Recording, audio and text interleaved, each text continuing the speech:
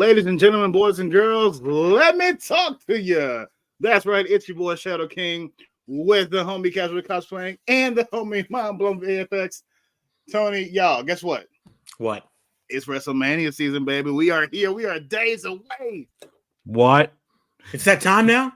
What? You mean from all that time where they pre-planned WrestleMania so far? We were like, well, that's way too far. And now it's here? It's What? here, baby. Yeah. Y'all, so if you're watching this live, appreciate it. Thank you. We're going to give me a chance to share this real quick. Let's go down the roster, I guess. Start with Casual Cosplaying. Just give a brief introduction. Sure, of course. And then go to Tony, and then I'm going to share this stuff while y'all doing that. Sounds good. Of course, yes, I am Casually Cosplaying. Also, I go by my name, Nick. Grew up in New York and New Jersey, live here now in Tennessee, and recently got back into wrestling right around the time Shadow did as well, in terms of, what was that, like 2-3 years ago, something like that. And, you know, as a kid, I had SmackDown versus Raw. I think it was 09. Then I went back to like 05 and 07, and then kind of fell off again. But, you know, it's fluctuated throughout my life. I've watched wrestling. And, you know, other than wrestling, I'm a huge Marvel guy. Love my Kevin Smith stuff, some DC, Invincible, Walking Dead I used to be very into when it was big. And, you know, that's just about everything about me. I'm pretty into just about a little bit of everything. Got to stick my fingers in every basket I can. Yeah, I get it. Oh, is it my turn to stick my fingers into different baskets? Oh, yeah. Hey, right. Hey, what's up, Internet? It's Mind Blown FX here, known as Tony in the real world. I won't spend too much time talking about everything that I do because we will be here all day. I've stuck a lot of my fingers in a lot of different baskets. But today, we're going to talk about wrestling. I've been watching wrestling forever, late 80s. Pretty hardcore Attitude Era for sure. I fell off around the time I graduated.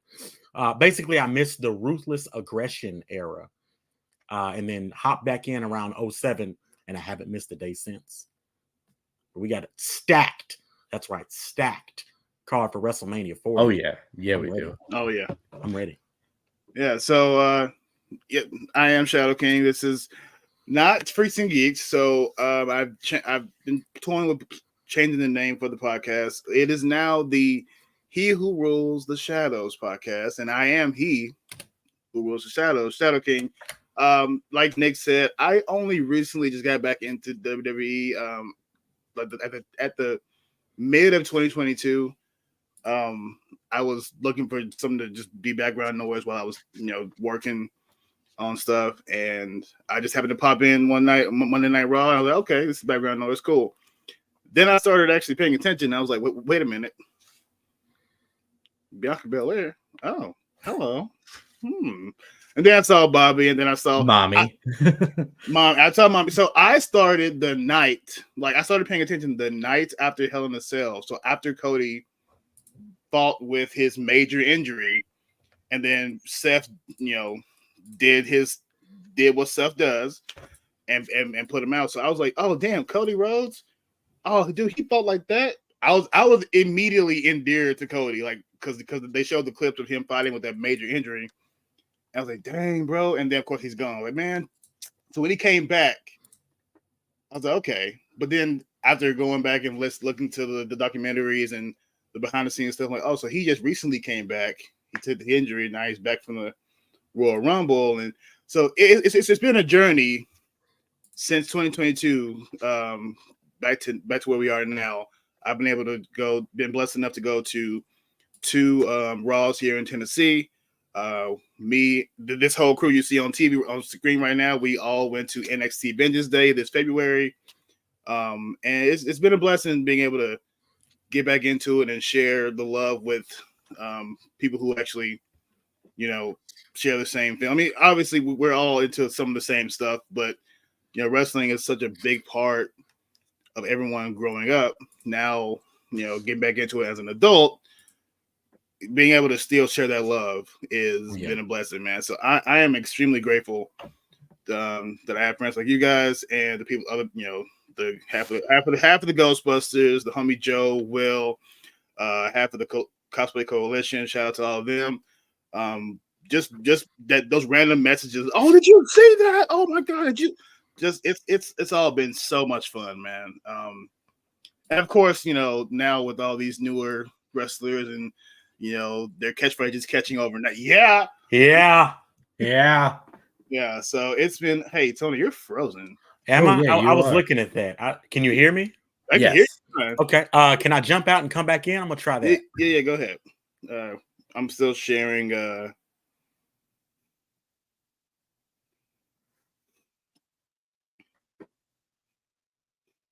But as you were saying, yes, the catchphrases, those are obviously coming back. Yeah, man. You've seen now it's grown into a whole different ball game where they're promoting bring signs back to the arenas. They're promoting, tag us and stuff and we'll reshare it. Like wrestling, as much as I hate to say it because Hollywood rock right now, but wrestling's cool again. Yeah. And even that, we're watching something unprecedented. Rock hasn't wrestled in 8 years. Hang on, let me bring Tony back in here real quick. All right, you back? Am I moving? Yeah, you're moving. Am I live in 3D? You're live in 3D. Yes, we're talking about. We're in an unprecedented time right now because here we have The Rock, someone we all three of us grew up with. Oh yeah. He's back. He's the final boss. He's literally in charge with the whole TKO deal, and he hasn't wrestled in 8 years. He's had his moments. He'll come in and rock bottom theory, which was great, or hit somebody else up, but he just hasn't been in ring wrestling. So one, he's always in fantastic shape. It's The Rock, but what we're seeing with him now, as opposed to what we're used to, it's the same but different, if that makes sense. I agree. There's so many different iterations of The Rock and Dwayne Johnson and Rocky Maivia. We all grew up with different versions of him. Obviously, me being a 90s baby, 94 to be exact. So yes, I am the baby of the group. I grew up with, the epitome of babyface Rock. He walks out, he's the people's champ. Everyone loves him. That is that. But then I know, Tony, for example, you grew up with, like you said, Attitude Era, you saw, everything. You've seen Hollywood Rock, you've seen babyface Rock, so both of you guys have, you're a little older than me, so I will say you have more experience with seeing that kind of stuff. But I've come back and thank you to Peacock, and at the time back when I was in college. Now college was WWE Universe was the app. Something like Universe Network. Something like that. So that, they've always had the archives to be able to go back and watch things. Mm-hmm. Yeah, no, it's a blessing. I was just telling I'm actually, before we started this, I was eating lunch with Mom and we watched the Undertaker and Shawn Michaels Rivals episode. Rivals and Legends and the documentaries on Peacock. That's been my way to catch up on stuff that I missed, because like I said, I just got back into it. I grew up in the Attitude Era. I love The Rock, love Stone Cold, love Undertaker, love DX. And then I don't remember the exact year, but it just stopped. I don't know what, I don't know if it was the tsunami that got me hooked or school, where it was something that just caused me to stop. I used to watch wrestling with my grandma. That's how, how family oriented we were. It was oh, it's Raw. Come on in, baby, in my room and pull the bed out under the thing, and we'll sit here and just watch. And that's how it was, and it was fun. And then I can't ever remember when it was. It just vanished. I knew what wrestling was. I knew it was still going around. I knew some of the people had changed, like John Cena had come in, but I just wasn't watching. And so being able to get back into it now, man, and then sharing an experience. So 1998. It definitely had to be a bit after that. But in 1998, my mom took me and my cousin to the Raw that was here in Tennessee, in Nashville. And Kane came out. And, we're sitting there, me and my cousin, with super hard wrestling fans, we loving it. Kane comes out, he does the exploding thing. I'm sitting there yeah, this is awesome. and my cousin freaks the hell out. Like he went from this is awesome. And I rag him to this day when we talk. Like, hey, remember that time you went from yay to nay? It was so much fun. So then that moment compared to my very first live Raw in 2022. In 2020, at the beginning of 2023, taking my nephew Jackson, you guys know, taking him and having him have that experience that I had as a kid. It was so much fun and so much, it was definitely surreal being able to kind of share that moment with him. And that's what wrestling does. It's moments you can share. And I'm glad now that I have something like that now in this day and age with everything going on in this doggone world. I'm glad we have that something that gives us moments to share. So I agree. I can remember my first experience with wrestling. So my uncle's a high school teacher and coaches some of the sports at the high school in New York. And he invited me. I was like visiting my aunt and uncle, and he's like, I have to go chaperone and like do security for the football game at the high school. Do you want to come with me? So I said, yeah, sure. I go with him. And instead of going out and watching the football game with him, he goes, my boss's kid is here. If you want to just hang out in the athletic director's office. And I said, yeah, sure. So we watched a couple movies, including 8 Crazy Nights, Adam Sandler. So that was my first experience with that movie. But then all of a sudden he pulls out like a couple DVDs of wrestling, and I've never watched it before. But we were playing with action figures, watching movies, hanging out, and I've never met the kid before. But he puts on the first match I ever watched was WrestleMania 22, HBK versus He Who Shall Not Be Named. The big guy, Yeah. And I see him get stuffed in a trash can, HBK climb up a ladder and jump on top of him. And I was like, this is insane, and I love it. And then from there, my 2 favorites became Kane, like you said. I loved the aspect of one of my best friends from back home in Jersey is like one of the biggest Undertaker fans I know. And so seeing that as like he's got a brother that hates him, I'm rooting for that guy because that's cool that like they have like a beef and he's red. I love the color red and just the whole aspect of that story, the darkness. And then also Jeff Hardy was always one of my favorites. Oh yeah, man, the Hardy Boys. So hey, Tony, go ahead and give us one of your favorite experiences with wrestling. I actually share this story. So I told you I jumped back in 2007. Maybe it's 2 stories, but the 2 are connected. In 2007 was working a job I hated, or whatever it was. It was whenever Hulk Hogan returned to TNA Impact, whatever it was at the time. They did away with the 6-sided ring, brought back the 4. And honestly, I was just interested because I was like, whoa, Hogan's back? And what's Impact? I had no idea. But anyway, fast forward. I don't remember the exact year, but I was coming back in town from seeing family, and there was a pay-per-view. And back in this time, Buffalo Wild Wings used to show some pay-per-views in their restaurant. And I was supposed to watch it with a girl I was seeing at the time. And whatever happened, like, I didn't want to see her that day, or we couldn't. I'm pretty sure it was I didn't want to, probably because of my traveling. Anyway, I ended up going to Buffalo Wild Wings by myself and watching the pay-per-view. And while I'm watching the pay-per-view, a guy next to me, he just kind of sparks up a general conversation about wrestling. And we talked all through the pay-per-view, and now is actually one of my best friends. And he's coming in town this weekend to watch Mania with us. So nice. That's awesome. Something that will always stay with me. Nice. Again, like y'all said, it's not just a show. It's not just the stars. It's the experiences. Yeah, man. And then if I can even connect that again, you mentioned Clarksville when we went to Vengeance Day. Yeah. When I saw Clarksville was getting a pay-per-view, I was like, wait, what, Clarksville? But I thought about it. I was like, yeah, let's do it. But beyond that, not only was it fun to go with you guys, Nick and myself ended up getting some screen time. Yeah, Yes, man, that was so yes, we crazy, did. bro. And that was 3 pretty rows sick. behind the announcer table. Yeah. We were about 3 rows behind the announce desk. We got a little bit of screen time right after Mello turned on Trick. Oh man. And that was great. And then to tie that into one more experience, and I'll move on.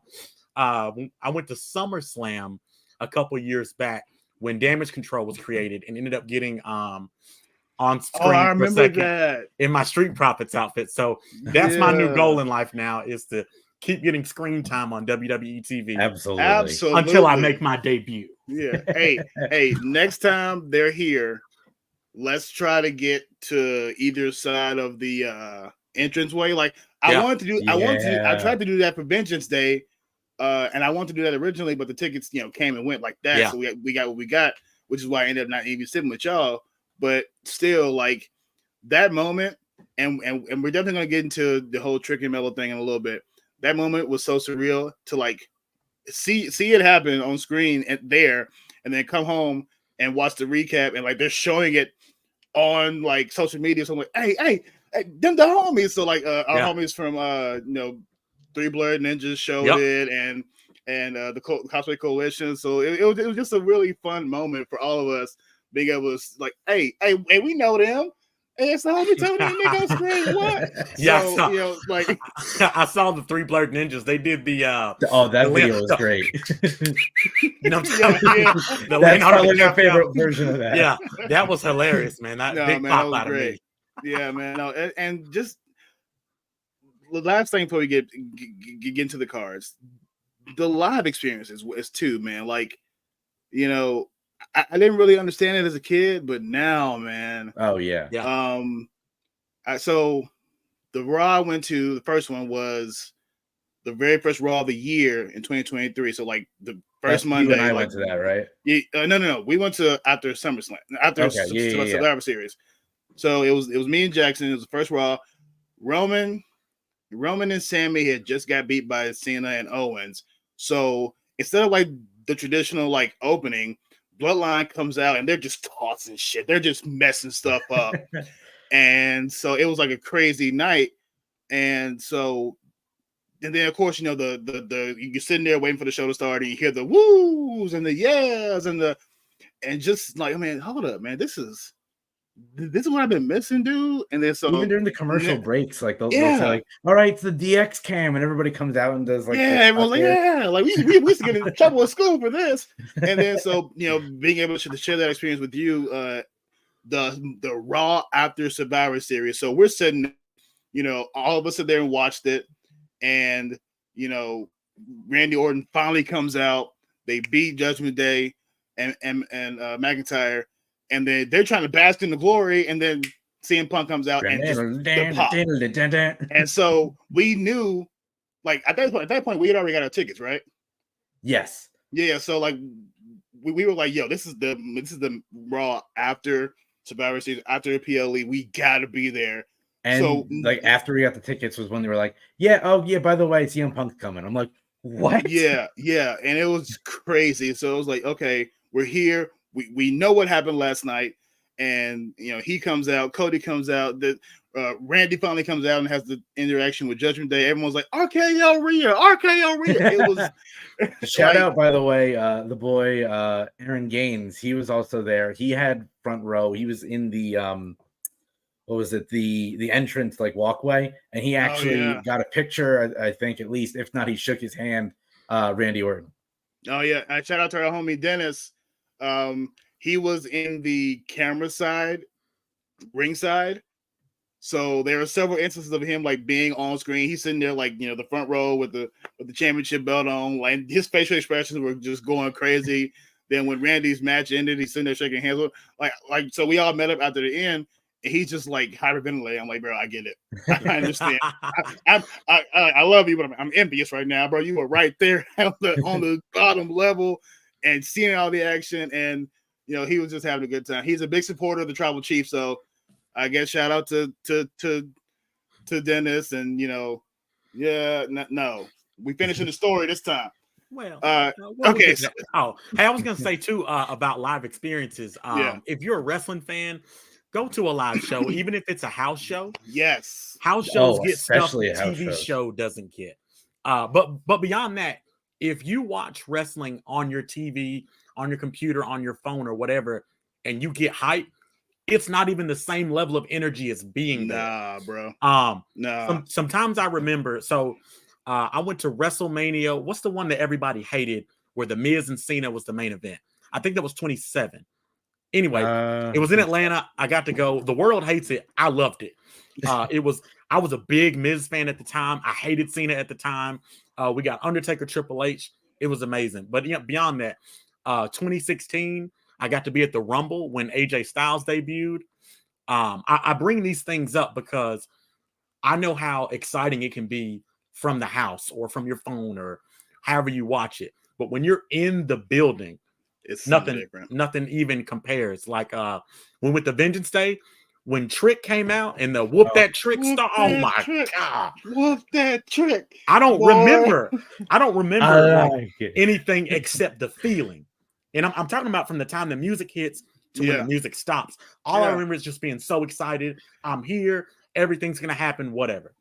And that gives credence to his rise, which we'll talk about a little later. But I guess me and Tony, but we've been watching Trick rise, and I have expected, like, knowing what I know now, being more in tune to what the game actually is, I knew something else was going to happen, but I was fully on board with him walking out as champion that night. Like, I was ready for because of how much he's become so over, as a wrestler. I was like, yo, I'm here to see one thing only. I'm here to see Trick whoop that trick and come out as champion because he deserves it. And that build up between him and Ilya was more respect driven than anything.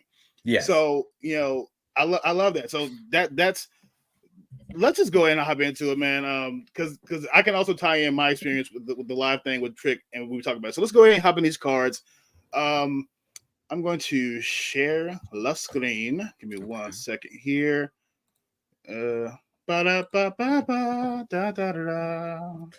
Copyright. He changed the words. We're good. All right, so let's talk NXT. So this is our WrestleMania weekend, WrestleMania 40 weekend pre-show. We're going to talk about both NXT Stand and Deliver and night 1 and 2 of WrestleMania. Let's go ahead and hop into it right now. Starting with this match, we're getting a lot of 6-woman tag matches this weekend. I'm loving it. I'm here for it. I'm absolutely here for it. So what we have here is the match between Thea Hill, Fallon Henley, Kelani Jordan versus Jessie Jane, Kiana James, and Izzy Dame. So just to give you a bit of heads up, Nick. So Thea Hill, member of Chase U, was feeling down the dumps. She had just got beat by Tiffany Stratton. Well, okay, no, she didn't get beat. Mr. Chase threw in the towel, causing her to lose. Like, she was giving Tiffany the work. Like, she trained how to do Kimura locks and everything. She was giving her the work, bro. And then Tiffany caught a chokehold, and Mr. Chase threw in the towel, and that caused like this whole big rift and downfall of Chase U and everything. So here comes Jessie Jane, fresh out of Toxic Attraction, and at that point you're like, oh, well, maybe she is trying to change, but you knew, man, Yeah, you just knew it was going to be a play later on. So she literally was hanging out with the helping them with the calendar, which I still need to buy, by the way, because I need Lord of mercy. Lord have mercy. Especially her new friend, Jasmine Nix. Oh, Anyway, so she does all this stuff to help you chase you and all this stuff, and then boom, she betrays Thea. Fallon was a tag team with Kiana James this time last year. Yeah. Okay. And then that fell apart, and then now Izzy's hanging out around with Kiana. Kiana has been messing around with Kelani. So at this point, like, they've been going back and forth, and they got them the match, and I'm excited for it because I love all 6 women. They're all amazing. I definitely am leaning towards the Fallon, Kelani, and Thea only because of it's the talent. It's the good versus evil but it's been some betrayals and some backstabbing, so they need to get their lit back, and they're more dangerous when they like, you know what, I ain't gonna let them lose. I'm gonna beat your ass. Let's go. So yeah. And to clarify for everybody, the reason that, thank you, Shadow, for going over the whole backstory on that. The reason behind that is I don't watch NXT that much. I've watched it here or there, if that at all. So this, out of all of them, is the only match I really don't know too much about. okay. So with that, I'll say I'm gonna root for the bad guys only because they have the goth girl. I'm sorry, not sorry, not sorry. I mean, I get it. I absolutely get it. So, and then going into the next match, and these are not in order. And Tony, who did you have for that match, by the way? Yeah. Put him back on the screen. Let me look at him one more. Let me feast my eyes. Go ahead and so what I will say for added context, which you definitely covered very well, Shadow. Nick, each of these ladies have beef with like the other crew individually and collectively. Yeah. Well, that's perfect storytelling for me. Yeah. So cool I think this match should be good for if only for storyline. I'm gonna go good guys only because they're all positive characters, and a win for them would boost them up. The bad guys can win here, but I think if the good guys win, it gives each of them more, because I don't want to say this is Toxic Attraction 2.0, but there is definitely a level of mean girlism. Yeah. Kiana James has always been like the rich girl. She's kind of like a Tiffany Stratton, but way more business minded, less about the pink. Yeah, sorry, I didn't mean I almost make you spit out your water there. Yeah, no, you're definitely not wrong. I was gonna say Izzy Dame, she's newer, but she's I believe she was a professional volleyball player, and her size alone, you can tell if she has the skill, she's definitely going to be something in the future. Oh, absolutely. Cool. So while I think the Mean Girls definitely make a great team, I want to see the good guys come out on top on this one. Yeah. Okay. And so, and it falls into it. So the last match they had, well, the last two matches they had before this, just last night, it was Fallon Henley versus JC Jane, but all of them were out there, including, the bad side, they have an extra member. Her name is Jasmine Nix. Like I said, my God. But in a match the previous week, it was Jasmine Nix's first match on TV versus Thea Hale. It was right after the betrayal. She was like, "Yeah, you don't deserve JC. I'll take you on." And they're giving each other the work. Jasmine's putting in some work and getting help from JC on the outside. And Thea finally rallies and gets her moment, and she catches the Kimura lock on Jasmine and wins. And then they all, break into a brawl and everything. Thea catches Jasmine again in front of JC and hits the Kimura lock and does the extra add-on, like, oh, my arm. So when all four of them walked out, here comes Jasmine walking out in a cast, in a sling. So it's like, it shows that Thea has come. The whole thing behind Thea was, we're gonna make her a grown ass woman. And between the training from Charlie Dempsey, the grown ass woman arc she's just dealt with, to where she's finally just done with all of it and she's fed up now, Thea Hale has become a wrecking house, being the youngest member of the NXT roster. And so, like, I'm excited for that. Fallon Henley just coming off of getting rid of Brooks and Jensen. Well, not getting rid of it, but like amicably splitting and doing her own thing. And then Kehlani Jordan is just a treat, bro. Like, if it wasn't Lola Vice, I would have wanted her to win the breakout star, because she's gorgeous, first of all, and then she's actually hella athletic and talented. Like, so. And then, of course, you got JC Jane. She's a veteran in the game. Both her and Kiana James around the same time. Going back to what Tony said, this is it. We don't want to say it's Toxic Attraction 2.0, but I can honestly see, if not all four of them, definitely JC and Jasmine forming a new variant of Toxic Attraction and actually re-establishing their dominance. And she did say the attraction. Yeah. Oh, dude, we are the attraction. Dude, when she said that, I was like, yeah, please come back.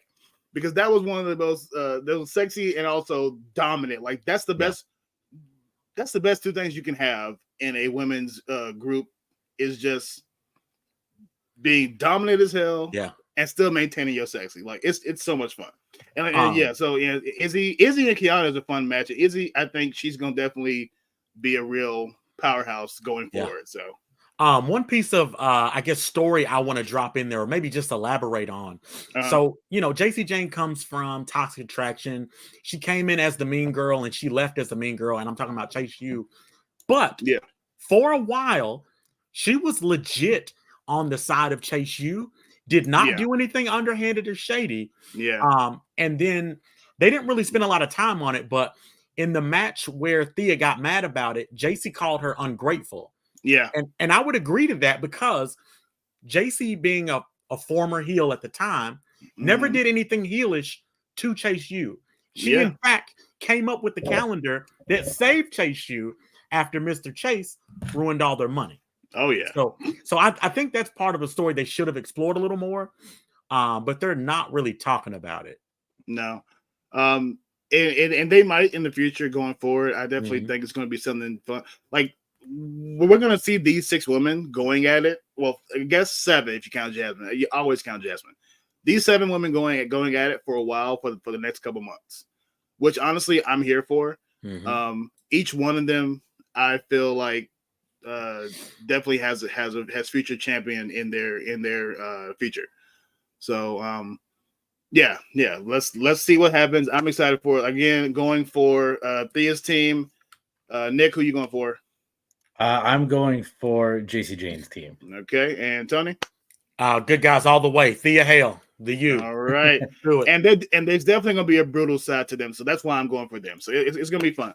So let's hop into the next. I think it's a toss-up either way. So, but I'm looking forward to it either way. Let's hop into the next match. And again, these are not in order, but the next one we got, which isn't even the main event. So that just goes to tell you how, while it's going to be a slugfest, we all know the true purpose of going into Stand and Deliver. But we'll talk about that later. Right now, we got the NXT Championship with Ilya Dragunov, the Dragon himself, versus the Dawn of NXT, Tony D'Angelo. Tony, how about you kick us off, man? Tell them what's going on with this match. You ain't got to ask me. I'm Tony, and I'm choosing Tony. Hey, get mad. I think we all know who I'm choosing here, too. I will it's all say about this. the Italia. I will say this. I want Tony D to win just because between these two guys, I'm a bigger Tony D fan than Ilya Dragunov. I just have not been that. What Ilya's champion doesn't do much for me. I know Ilya from when he had the contacts and he was beating up Gunther and stuff like that. Yeah. But this particular Ilya, I haven't gotten much out of it, but I also don't care for the character. So I'm going Tony D and the family all the way. Yeah, no. So this has been Tony and Stacks had just come off of losing the tag championships to Braun and Baron at Vengeance Day. No. I'm sorry, it was after Vengeance Day. Excuse me. Yeah. So they win, and it's those two, and then Tony just has that realization, like, you know what? Yeah, we lost the tag championship, but it's finally time for the Don to go after something he's needed for a long time. And then, him stepping up to Carmelo and inserting himself into the match and winning in the funnest way. Because this is after Vengeance Day. So Trick is out, injured, trying to heal up his knee. And their match is going. And Tony plays Trick's music. And this is right as Carmelo is finna hit the, Melo Don't Miss. And he stops. He pauses. Of course, he's like, "Oh, snap! Trick is here." And then he comes down. He's like, "Yeah, come on, Trick! And that's when Tony takes advantage of it. He beats him, and he is number 1 contender for the championship. And then he just adds fuel to the fire. Like, hey, Melo. Sorry about the trick earlier. That was kind of underhanded of me, but I'm a Don of his word, and I do have a present for you. and then the music hits and Trick comes out, and it's just gas, bro. Oh, That moment was so fantastic. gas. That was so gas. I was like, yes, he's back. And he just comes in, he's whooping all kinds of tricks. Great. and then it slows down because now you have Tony, he's serious mode, he's inviting Ilya to dinner and doing all this stuff, doing basic, and they're leaning heavily and playing really heavy into the whole Don thing, which I love. And so just last night with this, this place that we're meeting at is a very scary place. Like you should recognize what this place is. And then, hey, I'm gonna do whatever it takes to win that championship. Enjoy your last meal, and walks away with the whole group. And I'm like, dude, they are setting this up. I love it. This is the greatest storytelling for that character that could ever be done. And I'm definitely going for Tony with this. I like Ilya. I liked his earlier matches with JD McDonough and Braun and all this stuff with Melo. He's had his time as championship. It's definitely time for the family. Absolutely. I agree. It's definitely time for the family with that. And so Tony all the way. And again, this being the NXT championship and not being the main event, it's not like I'm going down on this match. No. It's gonna be a great match. But we know why we all came. Yeah. I would say too, the storytelling they've been doing with Tony D. I'm a big fan of stuff that happens outside of the ring, right? Mm-hmm. Same. You mentioned just on the most recent episode, it was a very scary warehouse kind of situation. Yeah. As Ilya walks in, there's a guy cutting wood on a saw, like a motorized saw. Like, he has no reason to cut wood. No. But he's cutting wood. There's another guy with a nail gun. He's firing off nails. Again, no reason. It's all intimidation tactics. Yeah, man. Even before that, with the tag stuff, they were having dinner in these Italian restaurants. And he's like, hey, everyone welcome. Sit here. And it's amazing. So if he doesn't win, I love the storytelling, but I think he should win. Yeah, it's so much fun, man. And that's really all it's about right now is the fun we're having with the stories they're telling. And that's definitely attributed to Shawn Michaels and Triple H being the creative directors over all of this. And the wild childs, the madmen of DX being creative control right now, it's showing, and we love it. Oh, absolutely. We love it. So, all right. So everyone is pretty much going Tony on this, right? Yeah. I'd say everything that you both said, I'd add on to and just say, totally agreed. I'm half Italian, half Irish, so I'm going with the family. I gotta. And just seeing them at Vengeance Day was unbelievable. I loved how they came out from behind and snuck up on OTM. Yeah, that was good. Oh, OTM, Miss Jada, Miss Parker. How are you? That might have that'll be a podcast episode for the After Dark section. Yeah, World Star Hip Hop famous. Yeah. Also, before we go, we cannot end this without giving Stacks his roses. Stacks has come a long way. I agree with that. And for him to go toe to toe with Ilya and set up the whole hand injured thing, and it just shows how far he's come with it too, man. So yeah, shout out to the homie Stacks, the underboss of NXT, and we're gonna see the Dawn of NXT take the championship home. That's not a prediction. That's a spoiler. I will say this is something I've always wanted in wrestling too. From since I was a kid, just watching. I always would love, like I said before, Kane, like the darkness, the Jeff Hardy, the high flyer, the crazy aspect. But in terms of something that I can relate to, in terms of like an Italian thing, whether it doesn't have to be the stereotypical mob, but like the idea of, somebody who's all about family, all about this, all about that, and saying like, yeah, I'm Italian or whatever. And we had that a little bit with Enzo Amore, but obviously we all know how that went. So I'm glad that this is something that WWE is working with, and I think Tony can go a long way. Oh, absolutely. Definite WWE championship in the future. Like I definitely see him going very, very far outside of NXT in the very near future. All right, so hopping into the next card. Oba. Okay, watching him toss someone as hella talented as Dragon Lee around in Vengeance Day was perfection. Yeah. like and like I said, Dragon Lee is a beast, bro. He is talented. He gave back as much as he could, but Oba Femi,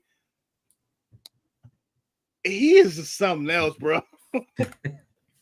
he is something else. And to be the breakout winner and to like be going as fast as he is this early in his career, like it's awesome. So how this has come, Josh Briggs, like I said, him, Brooks and Fallon, they kind of, as Tony would say, amicably split. And Josh and Fallon, they doing good. They out here, dropping bodies, winning matches, and Brooks is left them behind. So he got into a tiff with Brooks, like, yeah, you left me and think you're doing better, and they fought. And then he was like, hey, look, we fought, but I'm still your brother. Don't do this. And Brooks is like talking mess to Oba. So then Oba crushes Brooks. That was a whole thing. And then Briggs was like, yeah, try that with me. And then Dijak just comes in like, hey, so I'm your next opponent, not him. And then they're all going back and fighting back and forth. Like, yeah, you know what? Fine. I'll take both y'all on. That's how Oba I am. Like you can't beat me. And the fact that it's presented by Knuckles, I'm just saying this. Yeah. It was amazing. I had no idea it was presented by Knuckles to the moment this came out. I'm laughing. So I mean, it's three big brawler type guys. Big meaty men slapping meat. Yeah. And so I mean, I'm not gonna say Oba's not, he's gonna put some work in. So what do you guys think, Tony? I want Oba to win. I'm concerned. First of all, I hate three-way matches. Yeah. Okay. I'm interested to hear this. Most three-way matches cause one guy to get knocked out randomly, and we don't see him for X amount of time, while two guys do a thing. Or you've got the old pick the bones, right? Oba Femi comes in, does some sort of giant move, and then other guy throws him out of the ring, steals the pin. Yeah. And that's why I don't like three-way matches, because they're so tropey. But if Oba's gonna lose, I hope it's gonna be that way. But my choice is Oba, no question. Living embodiment of M'Baku. Yeah, man, bro, those chants at Vengeance Day, like we were sitting there just going gas. Like I was next to a group that was kind of close to me, and we start Marfa. Are you here? It's who, and it just goes up, and we're just going. Oh, bro, it was so much fun. I have those videos. I'm gonna put them up soon, but just to have Garner, I mean, he's on a rise that's equal to almost just as fast as Trick. Mm-hmm. And so to use his big brain strat and to come out to Dragon Lee after a match, like, hey, contract, wham, mine now, and just walk off, like, very smart, and then of course now that he has it, it's not being taken away from him anytime soon. So I'm definitely going over with this match too. I'm excited for Josh Briggs. He got the backing from JBL, which that's motivation for anybody. Oh yeah. And then I'm seeing a lot of people like, hey, push Dijak, push Dijak. Yeah, that's been all over Raw and SmackDown. People are holding signs that say, push Dijak. Dijak is exactly where he needs to be. I would say Oba's winning this as well, but I would say if he loses, it's because he's going to main roster. This fast would be a tremendous thing, but Dragon Lee did it, so true. But that was a circumstantial thing. He had it was LWO. Yeah. So Josh Briggs is definitely going to be up there soon. Dijak again is right where he needs to be. I feel like he's just the main antagonist for a lot of people. This is definitely going to Oba, and then we can all say, Oba, this is the way, and then we just. Looks like we're losing Shadow here. He's cutting in and out on me. I don't know if he is on you. Same. Well, till he comes back. Oh, there he is. Are we back? What? You're the back. heck was Welcome that? back. Technical difficulties. This is my first stream in a while. I didn't even do anything, so I don't know what that was. Knuckles came after your Wi-Fi for doing the "this is the way" meme. Oh man. So yeah. So we're all in favor of going to Oba. Yes. All right. I'm gonna hit it one time. Martha! Come on. I'm waiting on y'all. Martha! Tony? You're doing Wakanda, and I want to do the Oba. The that's they're doing. Oba. Well, so it's he has two. He has two. They do Mbaku's chant for him as well. Okay. But yeah, you know, that's gimmick. Oba. That's gimmick infringement. I don't need Disney and WWE at all. Yeah, especially since Disney was trying to buy WWE before TKO. Dude, could you imagine? Dear God. We'd never be where we are right now with we would going not back to the Attitude Era language wise. Yeah. All right, so let's hop into the next one. Hey, man, look here, Roxanne Perez. That's baby. She's white. Yeah. And her smacking Mandy Rose, taking the championship, which that was some BS because you know of what they did with Mandy, and you got an OnlyFans, can't have that. But your big boss is out here doing the shadiest of shit. But we ain't gonna talk about that right now. But yeah, so she comes in and steals the championship, and she has a great run, and then she has the whole little fallout thing, and they take it from her, and she has to go back and try to win it, and Andy takes it before going to the main roster. I kind of wish that had been different. I wish they hadn't taken it from her like that. I don't remember if the actual injury was kayfabe or not, but they said it was exhaustion and anxiety. Okay, so that could be taken either way. Yeah, but if that hadn't happened, we wouldn't have the I'm on my own shit now Roxanne that we have right now. Like she, you know, her going around saying, I don't need my heroes anymore. I don't need Becky. I don't need Natalia. I'm doing this for me. I'm not doing this to impress them. You even got Booker T, who is, you know, her number one mentor, saying, "Hey, this is just the evolution of Roxy, and I'm proud of it." Yeah. And so it's, you know, showing that even though what Lyra said last night was true, it's been a bunch of, you know, bitching like, I never get my championship that I never lost. Well, technically, baby, she did, but she didn't. Yeah, she never lost it from when she fought Mako. Indy did technically beat her up the ladder. Fine, yeah. But I've still been in Roxy's house since day one. And then turn that around to Lyra. Lyra, from her intro, bro, came out with the smoke.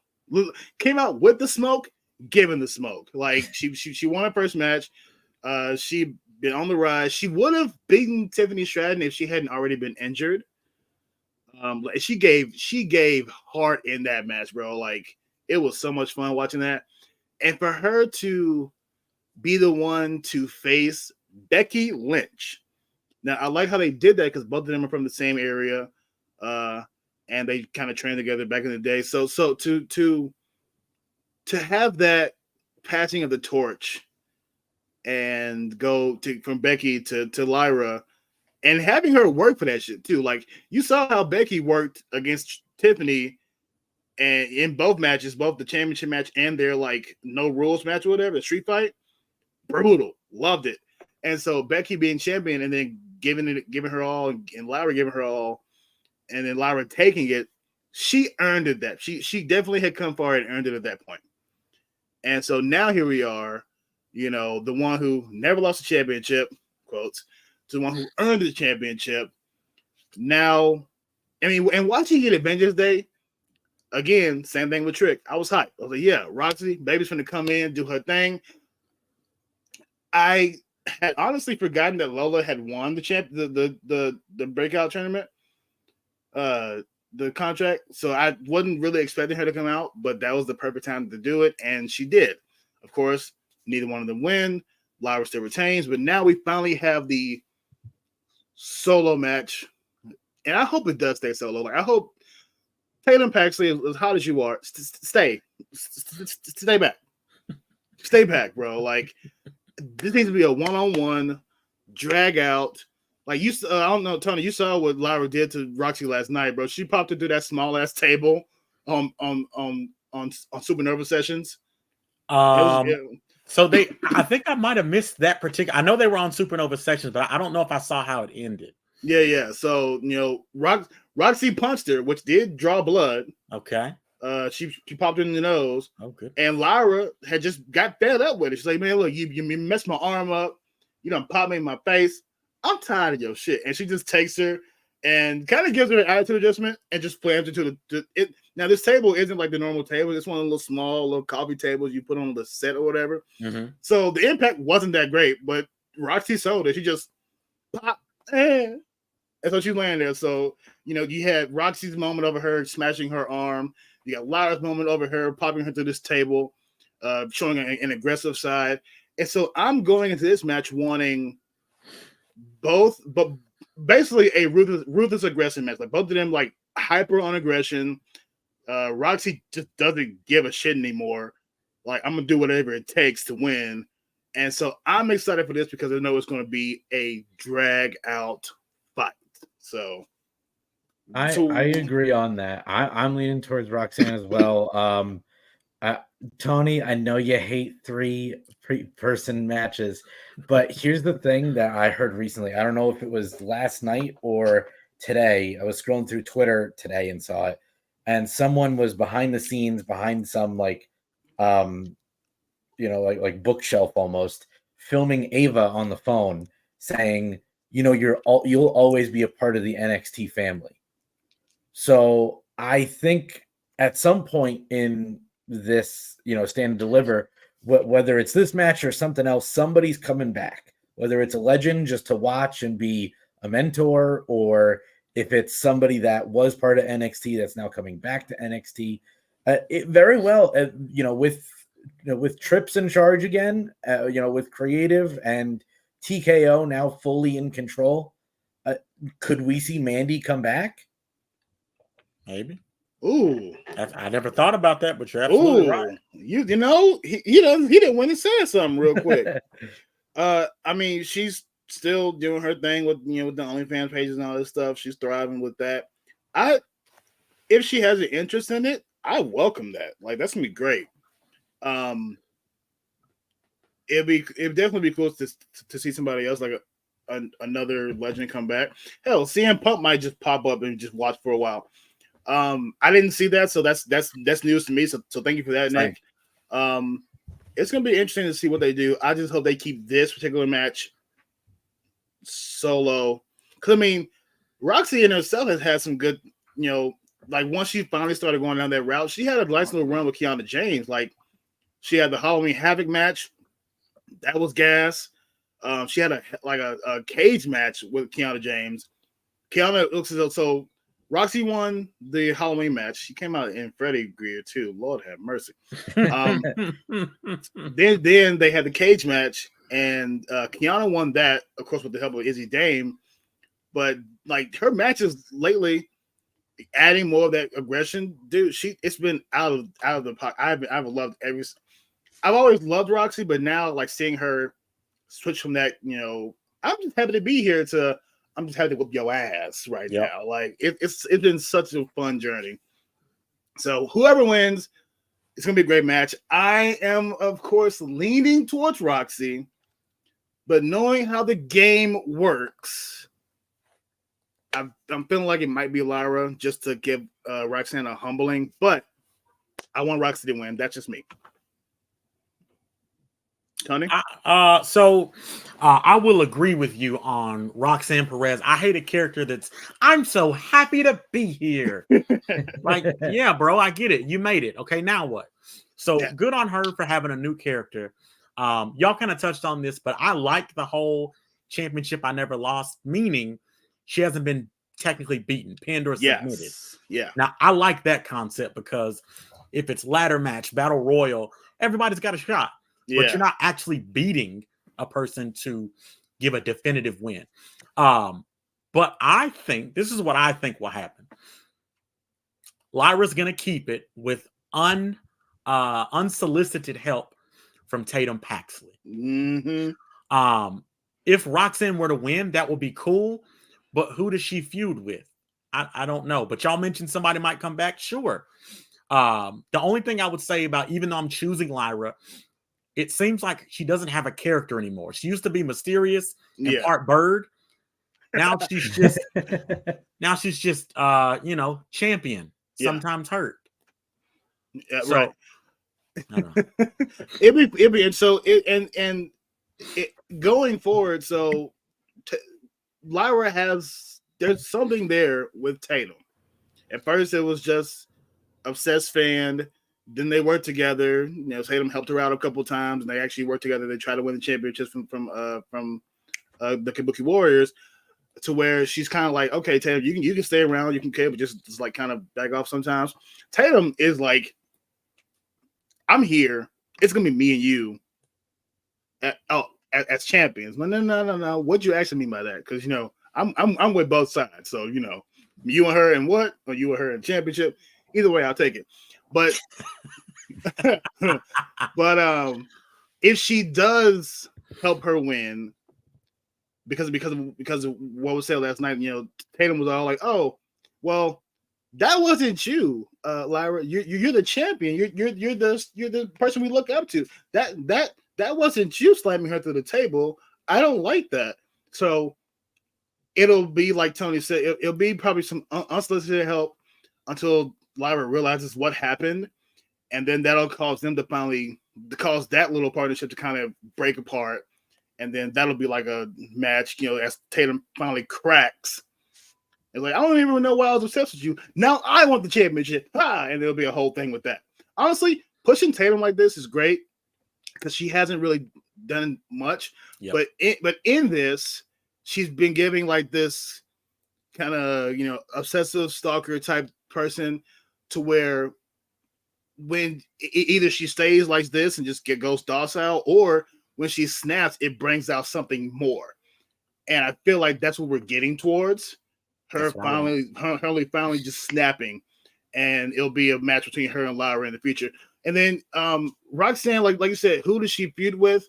Honestly, it'll be one of those, like, if she does win, it'll be like, okay, well, who's the next person to come challenge?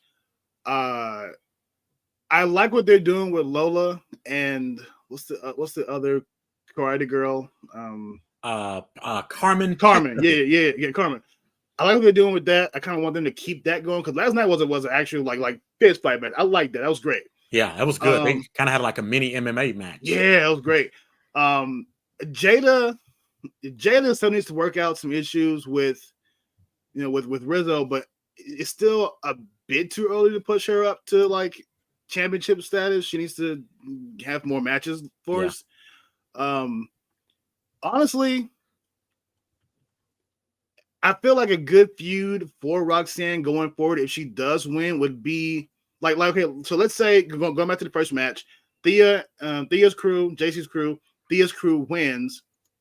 Good prevails, but then in the championship ring, the I don't care anymore, you're a bad girl, she prevails. That gives someone like Fallon Henley, who again wanted to strike out on her own, gives her someone to be like, hey, so congratulations, you finally won your championship. You don't deserve it because of what the shit you've been doing, popping people in the mouth, breaking people's arms, doing all this stuff. I got a problem with it as the locker room leader. Mm-hmm. It's me and you now. I feel like that would be a good feud. But that's, again, if she wins. If Roxy wins. So what do you think about that, Tony? Yeah, I hear what you're saying. I'm just hoping for the Tatum Paxley thing, because I think there's so much story in that. Yeah. Like, Lyra thinks she's doing the right thing, right? I beat her fair and square. Doesn't realize Tatum helps. And then Roxanne can continue her, I never lost, or I was screwed by Tatum Paxley. Yeah. And then she can fight Tatum, and then maybe build up to another match with Lyra. And maybe at that point you get your beloved 3-way match. Yeah. Don't forget about Cora Jade. Yeah. We haven't seen her in a while. But that's like future booking. But as far as this match, I don't know. If Roxanne wins, right? Then we got heel on top. Yeah. Who's the baby face that can dethrone that heel, or at the very least challenge them? Yeah. Because everybody can challenge, but who's believable? And I don't know if they have any believable babyface ladies at the moment. It would have been if she hadn't got injured again. My girl Nikita Lyon, the whole reason I started watching NXT in the first place. Man, Nikita Lyons. I mean, she's the undefeated internet champion. But as far as in ring, she can't stay healthy enough. No, so I hate that. But I get it. I mean, again, Nikita, great to look at, but I don't know about the action. I don't know. No, I definitely agree. Her honestly, her and Lola would have been a better feud than Lola and Carmen, but that's that's a whole martial arts thing. That's just me seeing that. Yeah. Plus, it's the whole battle on the internet thing too. That would have been a fun show to play with. But I agree. There's really no one, like I said, outside of me picking Fallon that can really challenge a heel Roxy at that point, because she's not just going to win and just stop being a heel. No. Now they could play it to where it's kind of like a psychotic break, to where if she does win, she just immediately goes back to I'm just happy to be here, but all the she did catches up to her. But that wouldn't be better than Tatum's break. Yeah. Finally going with her Laura. So like I said, it's potential there, but Tatum's psychotic break going against Lyra, that's better potential storytelling than I finally got my championship back. I'm happy to be here now. What do you mean all the stuff I did? I didn't do anything. I just got my championship back. And then so maybe let down the line, but Tatum's break and their eventual match, that'll be a much better storyline to tell. So that's what I feel like. I'd say we won't spend as much time on NXT, but we are. NXT is just, and you know what? And you know what? That's because NXT is fire right now, NXT bro. It is hot right now. Everything's getting hot. That's what I love about the fact that right now, like Hollywood Hot Rock said, wrestling's cool again. Yeah, it's the fact that no matter what level you're at now with WWE, I feel like you're hot right now. This is what's up and coming. Everybody's watching. To quickly add on to this match, this one's obviously presented by Fallout. I'm thinking somebody's got to have some like themed gear here. We had the Obafemi match is sponsored by Knuckles. Even if he comes out in like red trunks and like taped arms, like taped up fists, Fallout, somebody come out in like the full armor. It'll be interesting to see how. If they gave it to anybody, it might be Roxy. So she might come out in like the blue and yellow type. Yeah, the vault suit. Maybe. But she's pushing heavy for the whole, solid black, full heel thing right now. So honestly, I loved her red outfit, and Ben just said that was gas. Anyway, all right. So going to the next one, because we are still hammered. Shout out to the 3 people who are watching us. We appreciate it. Shout out to I think I'm one of them, just so I can see the comments. But right. Shout out to I was watching, but it froze. Shout out to everyone who's watching us after this is already aired, which will be tomorrow on Thursday. Let's go ahead and hop to the next one. I think this might be the last one. No. So we got 1, 2. All right, yeah. So yes, we're almost done. 2 more. All right.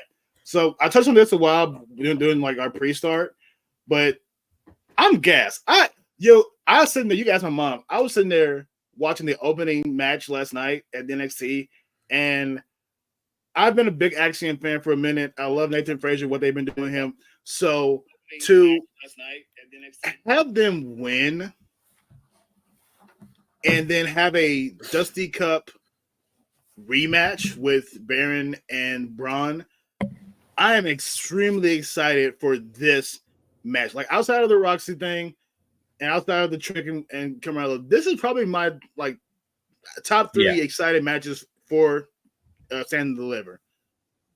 Absolutely. Tony, I'd add on to that. Yeah, Nick, go ahead. I'd add on to that and say I agree. I think this is a huge match, especially for Braun Breaker now that he's going on to the main roster. So just for that alone, I'm going to say that Axiom and Nathan Frazier are going to win this, just so that way Braun gets that clean break from the NXT. He can move on to, I think he's on SmackDown, right? Yeah. So now he'll move on to SmackDown and he'll have full-time main roster. Baron can keep doing whatever he wants to do in NXT. And who knows what it'll come from that, whether he moves on to back to the main roster at some point or gets a new tag partner or does his own thing on his own. I say they give up these belts just so that way it's a clean breakaway for Braun. Yeah, I agree. Tony? So I would agree with you, Nick, in a way, because I do want them to get rid of the belts. I want Braun to go ahead and move to the main roster.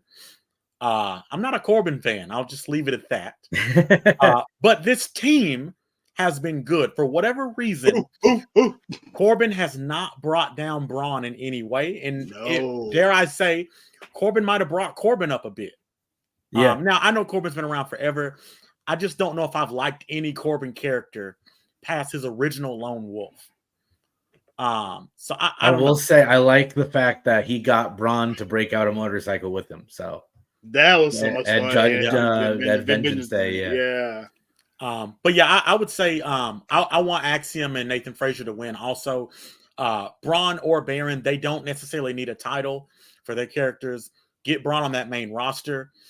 Give him the Cena treatment.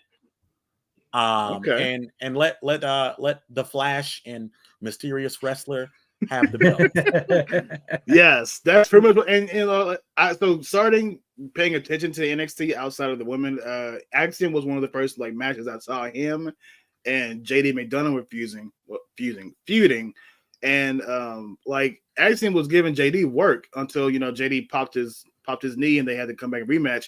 But I was like, yo, growing up watching Rey Mysterio and then seeing this, I guess, newer version or whatever, and he's actually, putting in work. And then with him, and the fact that him and Nathan, have had their, Booker T hates it, but they're friendly rivalries. They have their matches against each other for the North American Championship.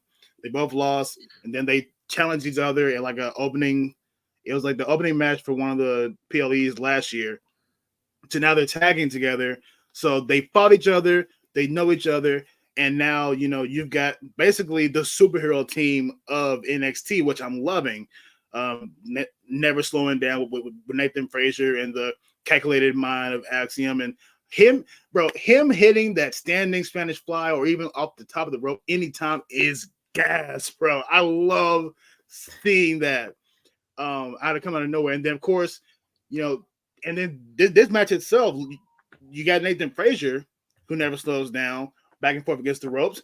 But you also got Braun Breaker, who never slows down, going against the ropes. So that's going to be a fun. Braun Breaker, who ran, I believe it was 23 miles an hour. Yeah. So fast that he ran under the top rope. Bro, we all thought he lost his head at Vengeance. It was like, oh my God, he's gone. Oh, okay, so he's fine. But it was so crazy. I see him instead of Tony, what you're saying, give him the Cena treatment.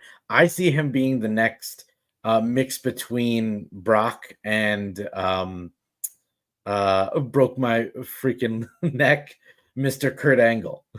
Okay. Yeah. I can see that. Yeah, no, I definitely see that. Either way it goes, him on the main roster is trouble for anybody else, bro. Like once he gets a solid momentum, okay, going a little further in the future, we know, you got Orton and Owens versus Logan. Logan's not walking out as a U.S. champion. His time is done. Either one of them, probably KO, depending on how Logan interferes or whatever. But getting some momentum and then having Braun go up to someone like KO and fight for the U.S. championship, bruh, I can't wait. I can't wait for him to get that momentum, man. It's gonna be great. But the time is now. We've skirted around it a lot, but we all know why we are here. Yeah. Why we're gonna watch NXT Stand and Deliver. And it's this match and this match only. Gotta hit the music. Yeah. Whoop that trick. Copyright. Copyright. But whoop that trick. I like it. Oh yeah, man. I like it. Dude, okay. This story has been built up so well. you know, you had obviously Carmelo win the championship with the supposed help of Trick off of Ilya. They brought that whole thing into conference. Then Ilya's like, hey, Trick, you're the side piece. And Trick's like, nah, I ain't no side piece. And he's like, okay, prove it. And he gives Ilya the work, even though Ilya wins. He's like, you know what?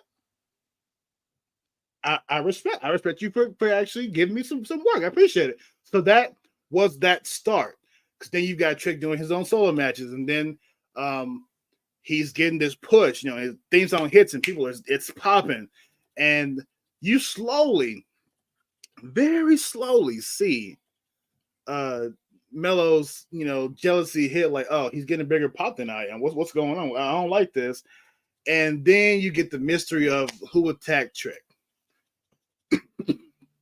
They build this up so long, we all knew, but we didn't want to actually admit it. Like it was like, oh well, who actually did it? It couldn't have been Carmelo. It was the whole thing. Having all of that build up, Trick's rise has just grown. He's fun. He and the face that Carmelo made when that triple threat became a fatal 4-way to earn a shot to fight Ilya at Vengeance Day, and then for Trick to win. Sets him up. Now you've got the side piece as the main attraction, where the person who had the championship now is, hey man, I'm gonna be in your corner. By the way, we should do the Dusty chain so we can win that and go forward with that. So then we can be double champions. Yeah. And you can kind of tell it was like a setup, but he's like, yeah, you know what? You're my brother, man. Trick man, look game for life. Let's go for it. So they lose, and you think it might happen there, but no. They go this amazing match at Vengeance Day. Watching Ilya versus Trick was like the energy of the place was high. The energy of the match was great. They take the bump.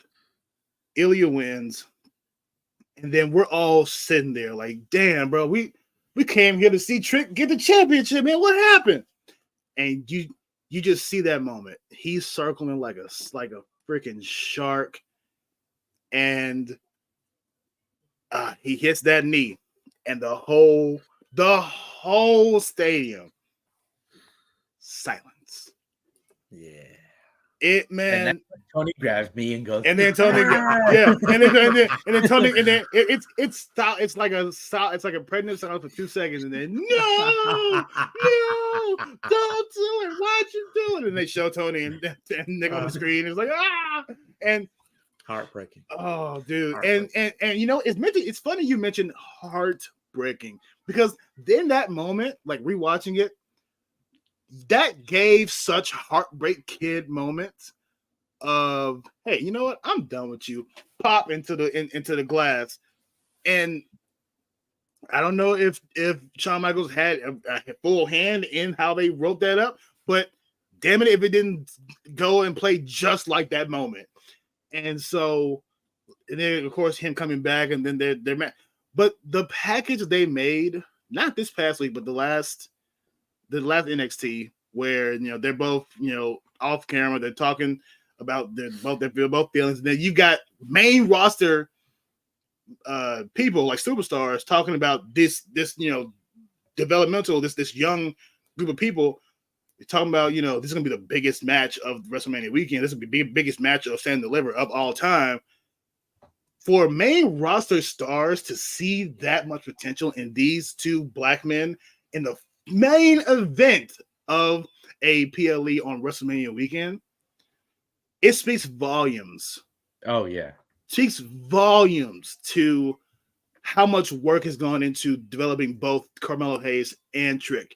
Now, it's not being fully stated, but it's I believe this is a setup for Carmelo to lose, Trick to finally gain the recognition, to finally, hey, we're not on the same level. I am above you now. It's my time. And then Carmelo goes with Braun to the main roster. That's what I feel like this is, but I can't really see it going any other way. But that's just me. Go ahead and give me guys your thoughts. I agree. I think Trick wins this just to push him even further. To backtrack, when we were at Vengeance Day and Mello turned on Trick, I don't know if Tony, you mentioned it during or if one of us mentioned it after. I believe wasn't Mello wearing the leather assless chaps, which was like a jacket, which was reference to HBK. Yeah, which I was like, yeah, okay, yeah. Either definitely HBK the having jacket. a hand in it or being completely involved. I was like, this is it. This is it. This is awesome. But I agree. Trick is going to win this. I don't know what it means for NXT going forward. I think, I want Tony to have the belt and run with it. But I'd love to see Trick get a belt at some point. Maybe I guess North American Championship. Maybe after Stand and Deliver, this pushes Trick to go up against maybe Oba. I don't know. I'm just trying to think of how to push Trick further because the fan base loves this guy. When the first thing you mention about NXT, I feel the only thing everybody knows is whoop that Trick. Yeah, man, it's good. Also, that moment he shared with Last Legend, I need more of that, please. Like, go ahead and that was pretty awesome. Yeah, you can go ahead and leave Metaphor, make them Meta 3, and slide over and be valet or tag team partners with Trick. That would be gas. I love it. Tony, how you feeling, man? So I kind of agree with the whole. Well, first of all, I'm picking Trick Williams. Let's just start there.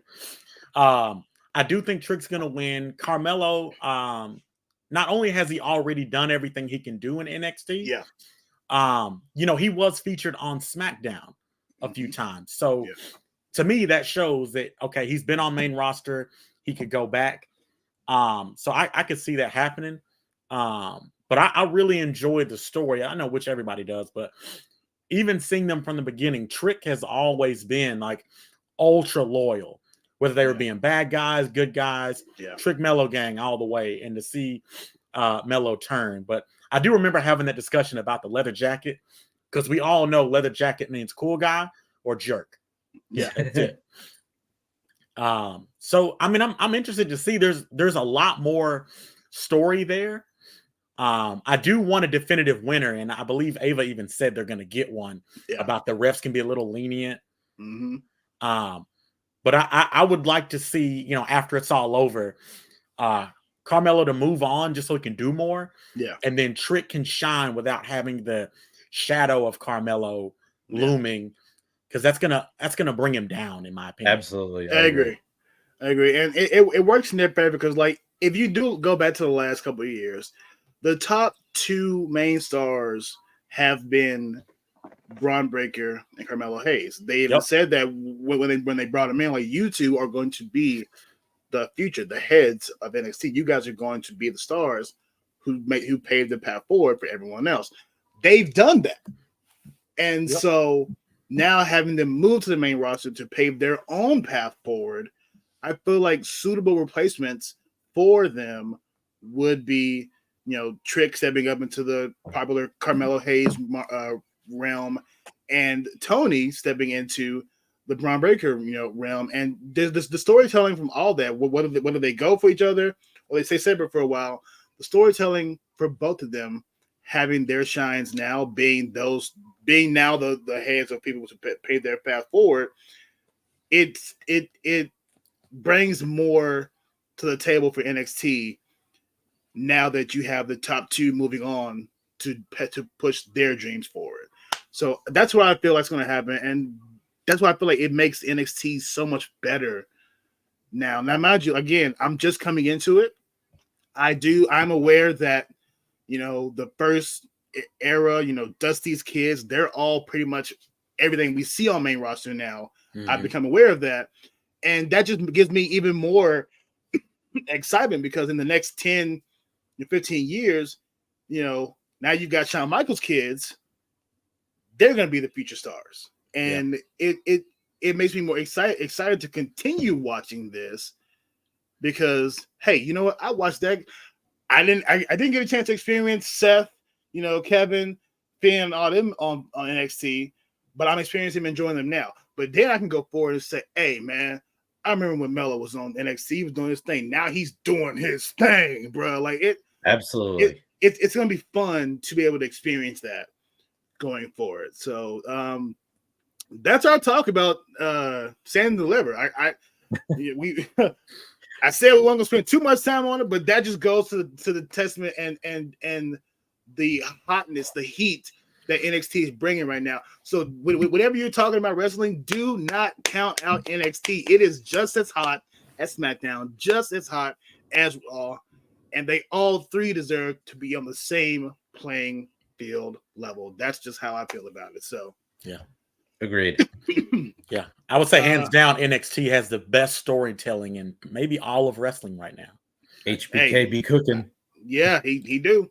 Let him cook. Let him cook. I agree. All right, so now It's go time. Now we're getting into WrestleMania 40, night 1. Oh my God, we got a 2-night stacked and packed roster. We're already an hour in. You know, I'm in no rush. I don't have to go to work till 10 o'clock. Y'all good? Yeah, I'm good. Shoot, let's do the thing. Here we are, man. Night 1. Now, again, this is in no real order. I'm sure the order of the cards is different. Matter of fact, I do believe that Becky and Rhea are opening up night 1, but I could be mistaken. That's just something I heard. I don't actually know. But we can go ahead and talk about this. So, Judgment Day, the amazing faction that they are.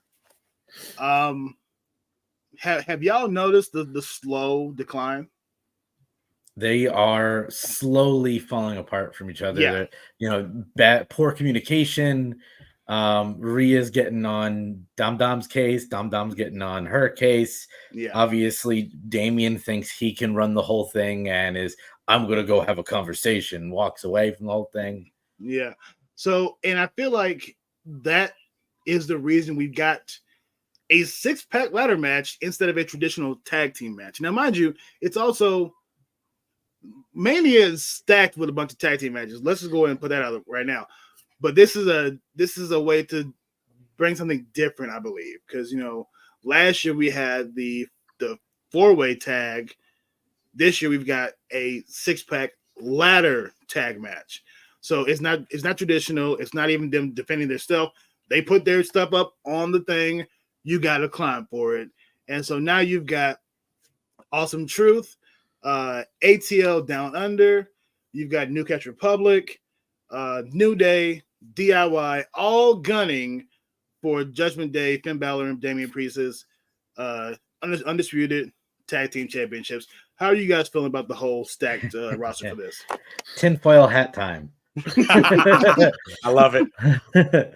I have so many theories about this match, mainly because I've seen so much online talking about, they might split the belts and one's going to Raw, one's going to SmackDown again.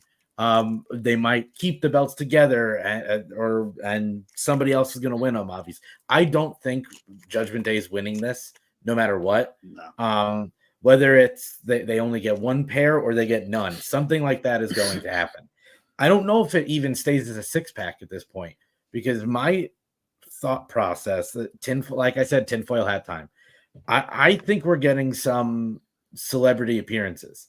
I have seen so many rumors, obviously, about other, not a specific match, but obviously Twitter loves to just be Twitter, and Cena, Taker, Stone Cold, they've all been referenced, and they might be coming back. Even Hogan, for some reason, they've been saying that might come back. I don't know why, but for this specific match, there's 2 teams I think could come back to make it either a 7 or an 8-pack ladder match. What team has reinvented the ladder match? The Hardy Boys. There's rumors their contract with AEW has ended or is going to end. Obviously, Matt before Jeff. So there's a chance that they've figured out a way to get out of their contracts, or they've already been over. And Matt and his wife have already been seen at a WWE event.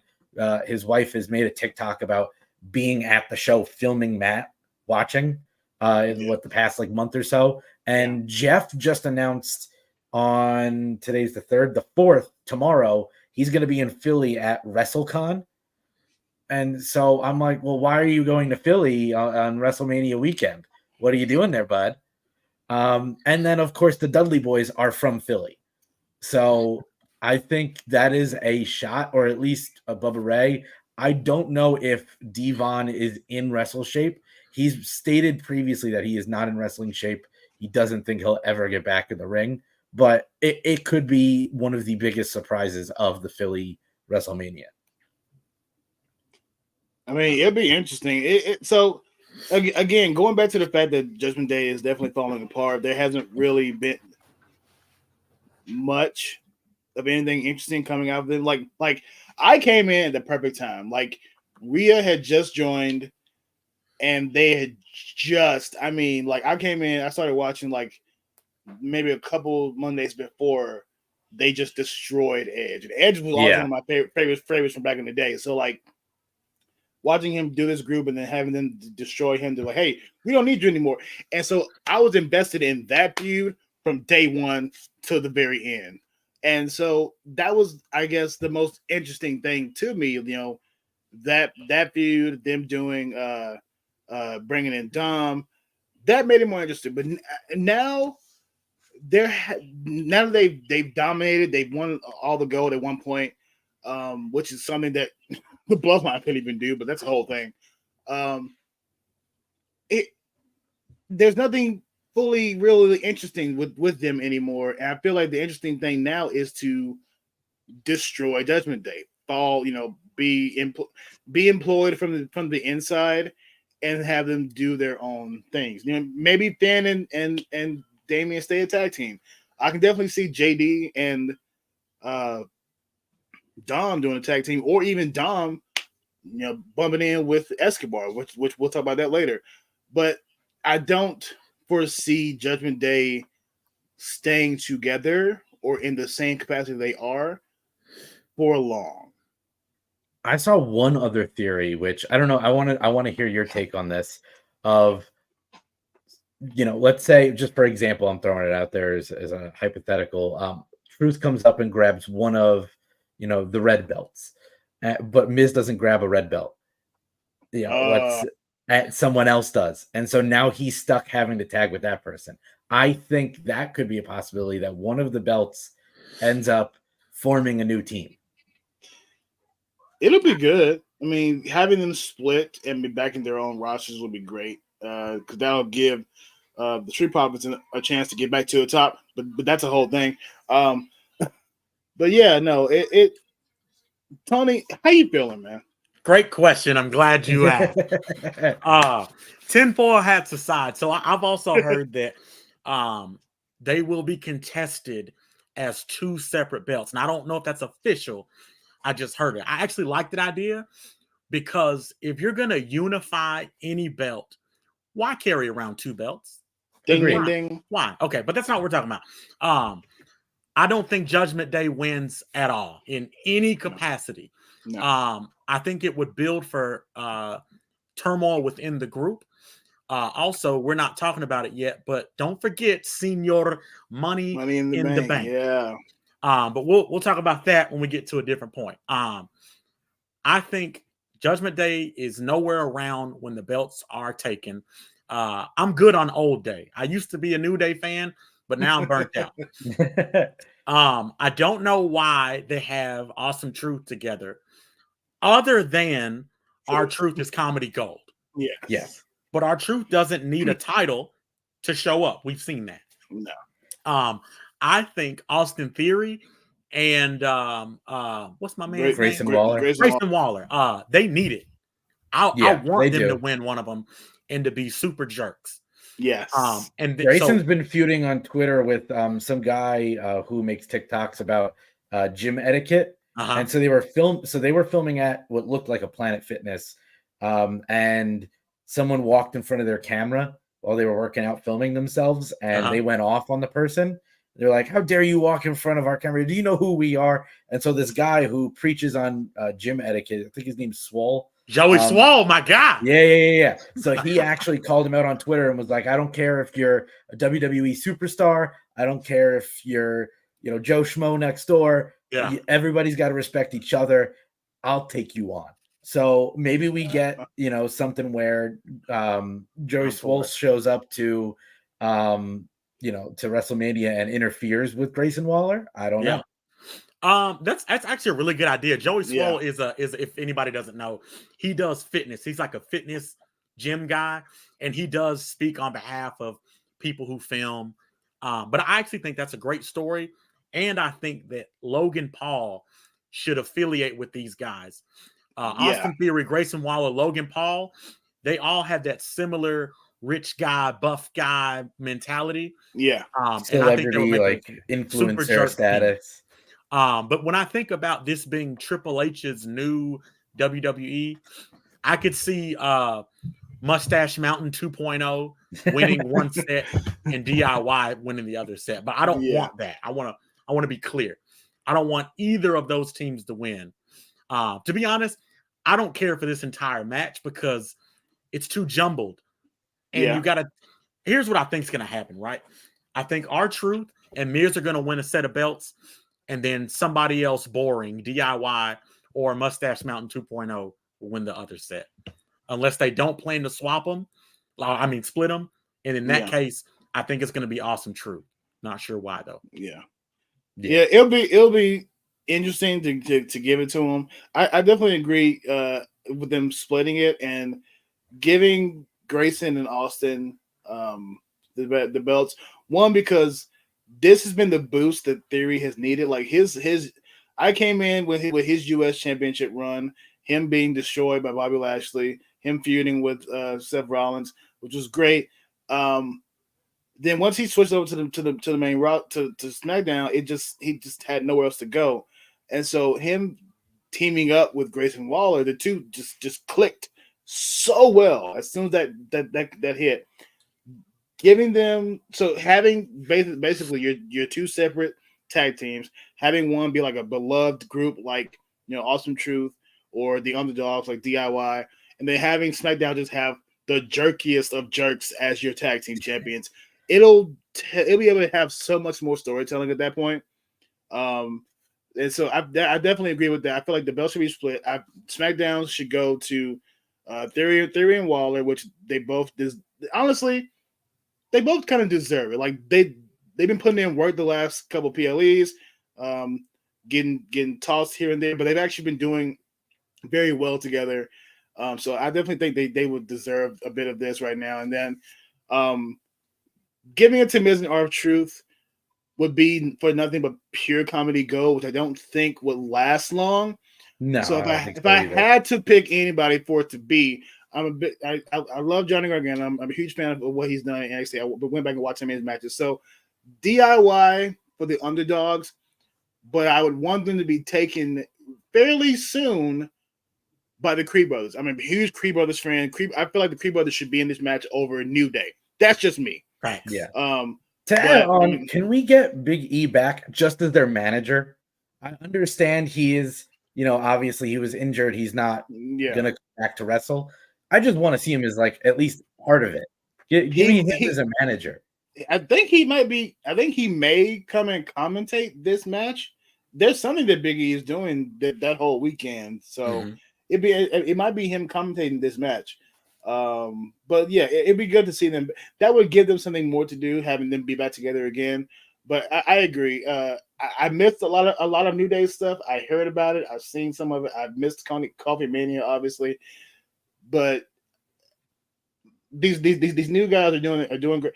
New Catch Republic is great. They don't deserve a title right now, like at all, because they're just brand new. Yeah, they're brand new. So again, for me, the Raw, if they do split it, Raw, I will take either or. Awesome Truth or DIY. SmackDown, you gotta give it to Austin and Grayson just to have them, be taken down and picked by somebody much later. So here's my thoughts, which is really weird. This just popped in my head. Like the Twitter theory of mixing up and accidentally creating new teams.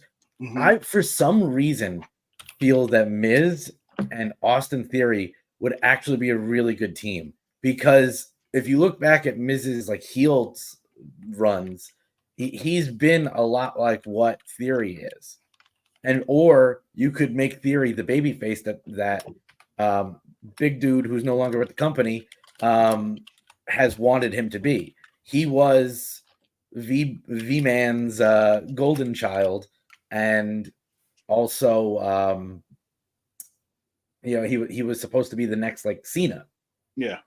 So if you clean him up by putting him with someone like Miz, who is about wanting to be loved, and I'm awesome, and Hollywood, and clean yourself up, wear suits and stuff, then it might work for him. Yeah, I mean, you're right where he owes it, and that could be a great character. Like he came in, Austin Theory came in as almost the second coming of Randy Orton. Yeah. Only because the previous billionaire had given him the golden egg, was pushed him to the moon. He had money in the bank. And then when Trips came in, it's like he forgot about him. So I don't know what happened there, but Austin Theory's got the look, man. I don't know where we fell off in wrestling, where like giant guys that have the look aren't winning. What I don't understand that, but I agree. Austin Theory could be so much better. I'm just not sure if he's missing something or he's got beef backstage, because something seems off or amiss. Yeah. Well, I think a push is coming, and like I said, depending on how it goes, I feel like if they do split it, then get because if you look at it, so they're not the. I was gonna say they're the only SmackDown team there, and new catchers there as well. But honestly, like I said, they're so new. They're great. Don't get me wrong, but we've seen Austin for a good minute. Grayson's been putting in work. He had a great match with Edge and all that stuff. He's been doing great stuff. I feel like going forward, just to give a new perspective to the tag teams, it should be Grayson and Waller going forward. Speaking of going forward, so we've all given our take on this match. But let's go ahead and hop on to the next one. Sounds good. Boy. Yeah. I flip-flop on this one so much. I flip-flop on this one so much for various different reasons. For another match coming up later in WrestleMania, obviously being Seth's match. Yeah. If he keeps the belt, then I think Becky needs to win, so that way they have matching belts. Also, I believe this is the only belt Becky has not won, if I'm correct on that. Mm-hmm. Yeah. So either way, I'd love for her to get the belt, so that way she has them all. Yeah. But also it's mommy, so like Tony, go ahead, bro. Mommy's always on top, always. Yeah. Besides that, Becky Lynch, and I want to make sure that nobody thinks this is body shaming. She seems to be very frail these days, and I'm not sure what happened there. But beyond her physical appearance, she seems very sidetracked with everything she's been doing. Didn't she just have like a mini feud with Nia Jax? Yes. Maybe Nia comes in and messes it up. That was the whole deal before WrestleMania, was the fact that Nia tried to be the one to go up against Rhea, and so because Becky won, she felt slighted, so she attacked Becky to basically injure her, so that way she could have the match. But I think that feud's over. I don't know if Shadow, do you have thoughts on that, or it's over for now. I love Becky Lynch. Don't get me wrong. I came in at the SummerSlam where she was in that crazy Becky mode, and Bianca whooped her ass into submission. Like, oh, you know what? I need to chill out for a bit, and then she comes back and helps Bianca. I've been appreciative of that. She's part of the Four Horsemen. Cool. As much as I love Becky, as much as I would love to have her be champion along with Seth, there's something else I want to see much, much more. And I feel like it's kind of erasure to even not have her be a part of this. Liv Morgan should be the one fighting Becky right now. I mean, fighting Rhea right now. Yep. Because Rhea took her out in the most egregious way. And so, here comes Royal Rumble, Liv's number 30, coming back on her revenge tour, but there's been nothing of it. Yeah. And I'm like, the last little bit we had was, Rhea came out to face, it was Becky versus Liv. Becky won, and Liv's coming out, Rhea's coming out. She's like, I'm coming for everything you have. And she walks away. I'm like, okay, cool. Becky, love you, but mommy needs to stay on top for at least one more month or so, couple more months or so. And I need SummerSlam. I need for Liv to get back, Liv and become Rhea. And become champion again, because they were partners. They stopped being partners. They thought about it. Then they had their own success. Rhea's doing the thing with the championship. Liv is doing her thing with Raquel. I would even love to see Raquel, but that's a whole nother different story.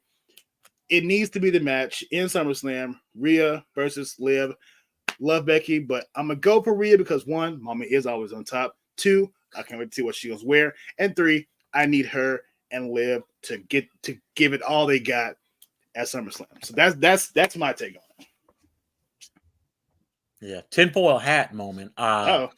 Triple H's WWE does not like blonde women in the same way that the previous billionaire loved blonde women. For example, tinfoil hat moment, we're seeing less Liv Morgan, the same reason we're seeing less Alexa Bliss. Now, I think she may have had a child. Yes, she did. Yeah. So outside of that, and she's coming back too. So it's been very hinted at that she will appear. Was Bliss? Did she start out in NXT? Yeah. Yeah. You'll always be a part of the NXT family. Okay, that might be a thing too. But yeah, coming Bliss back, at getting the some groove point back after having a kid makes sense. Coming back. The thing with Bliss is, if she does come back, I need them to continue the story they were setting up, which was Uncle Howdy and her going back to Sister Abigail, which would be an amazing tribute to Bray. Did you watch the Bray doc? I have not watched it yet. I'm not going to spoil anything. Spoilers. Watch it all the way to the end. But do you have, and it sounds like you know something we don't know, but don't elaborate. Do you have a Sister Abigail or Uncle Howdy without Bray Wyatt? Yes. Okay. To an extent, I'd say yes. 1, to continue the story for that. I mean, it can be archive footage of Uncle Howdy or whatever. He doesn't actually have to show up, or they can create a new character that has no affiliation with Bray's different characters, but he's a part of that kind of realm of psychosis or whatever. Now, Nick, you look like you want to fault something real bad. I'm trying to do it. Jump around things. Well known, do we know who Uncle Howdy was under the mask? Supposedly his brother. Supposedly. Okay. Bo okay, watch the doc. That's all I'm going to say.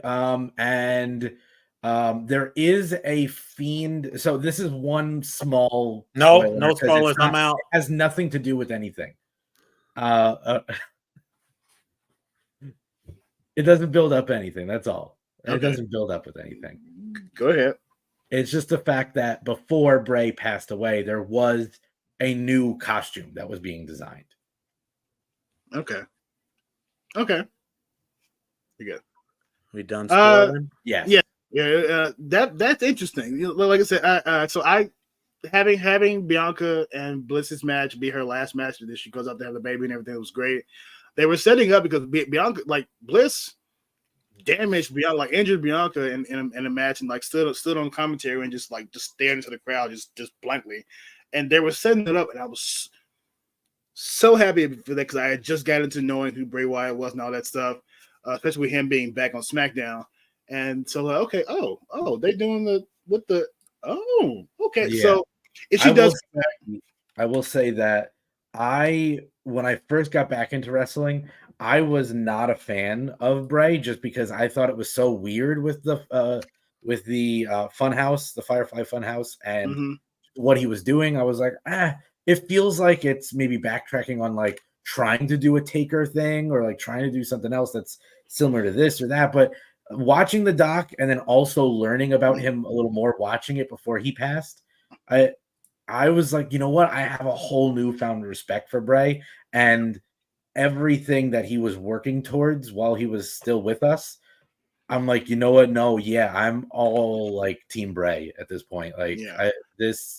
he was unbelievably fantastic, and his mind is like no other. That's Yeah. all I'll say about that. And we can definitely that's definitely a podcast episode on itself. Yes. The history and just the experience that Bray Wyatt provided. But so going off this, are we all going Rhea? I'm flip flopping still, but Okay. I don't know how I feel. So I could see Rhea. Mommy stays on top until Livs busts her down. Breaks her down. Yeah, takes her down. Yeah, that's what I meant. Yeah. Going forward, moving on. This. Okay, so I nodded off. I was late to work. I nodded off and missed this last little part. Like I saw Naomi come out, and then that was it. I was like, okay. I woke up like, oh, it's over. Oh my god, it's 9:30. I'm almost late. So I'm getting to work. My intention was to watch it when I got back home, but of course, Facebook and YouTube, they don't care if you missed it. Your ass is being spoiled right now. So I saw the three of them pointing at the sign. I was like, yo, Jay came out?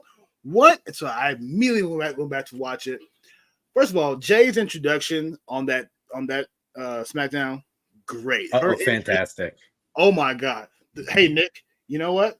It's about time. I was like, yes, finally. And so when she came out, now, and this is contesting something that I've wanted to happen, but we'll get to that in a minute. When she came out walking, she didn't run, she was in no rush. She came out and strutted down that walkway, hopped in, popped Asuka, like one of the greatest strikers, popped Asuka, power slammed the shit out of Dakota Kai. Like she had to have heard that little crack that Dakota gave earlier in the episode, because that power slam was personal, bruh. It was personal. And then she popped Kairi Sane and then did the flip and the pull and the lick. I was like, hey, yo, okay. And then for them to these three amazing African American women, these three black women to stand tall, and you know what they say, you can't have WrestleMania without the EST. So now we have with the EST, Naomi and Jade Cargill. Come on, man. This has the potential to be match of the night to me. Really? Because even more than the tag team coming up. Well, so the tag team is a gimmick. That whole thing is a gimmick, and we'll get to that in a little bit, which it's gonna be great, but it's a gimmick. We know it is. Or the brother match. I mean, that's gonna be good too. But comparing this 6-woman tag to last year's 6-woman tag, this is gonna blow this out of the water. Like last year it was Damage Control. It was Lita, Trish Stratus, and Becky. This 6-woman tag is going to blow that out of the water. That's my thoughts. What do you guys think? I agree. I'm all for against Damage Control on this. Everything they did to Bayley deserves the world. And we're going to get to that in night 2. But Tony? All right. So we're going to probably get to it in night 2, but let me start with this. Where's Bayley? Yeah, you know what? I agree. She has not been pushed on these posters like she should be. But we can let's table that until we get to Bayley's match. Yeah. But I needed to open with that because I want to touch on Naomi comes back. Now she's been gone, right? She comes back and she's seeing somebody in peril and she's ultimate baby facing, which is good. Right. I'm here to save you. I can see why they're turning on you. And Bianca's like, B, they've been messing with us for 2 years while you was gone. And that's right. Damage control has been messing up everything. Everyone, yeah. For 2 years. And then they insert Jade. So I think the match will be just fine. I think the story is a little wonky. But I do think Black Girl Magic is going to win because there's no titles on the line. No.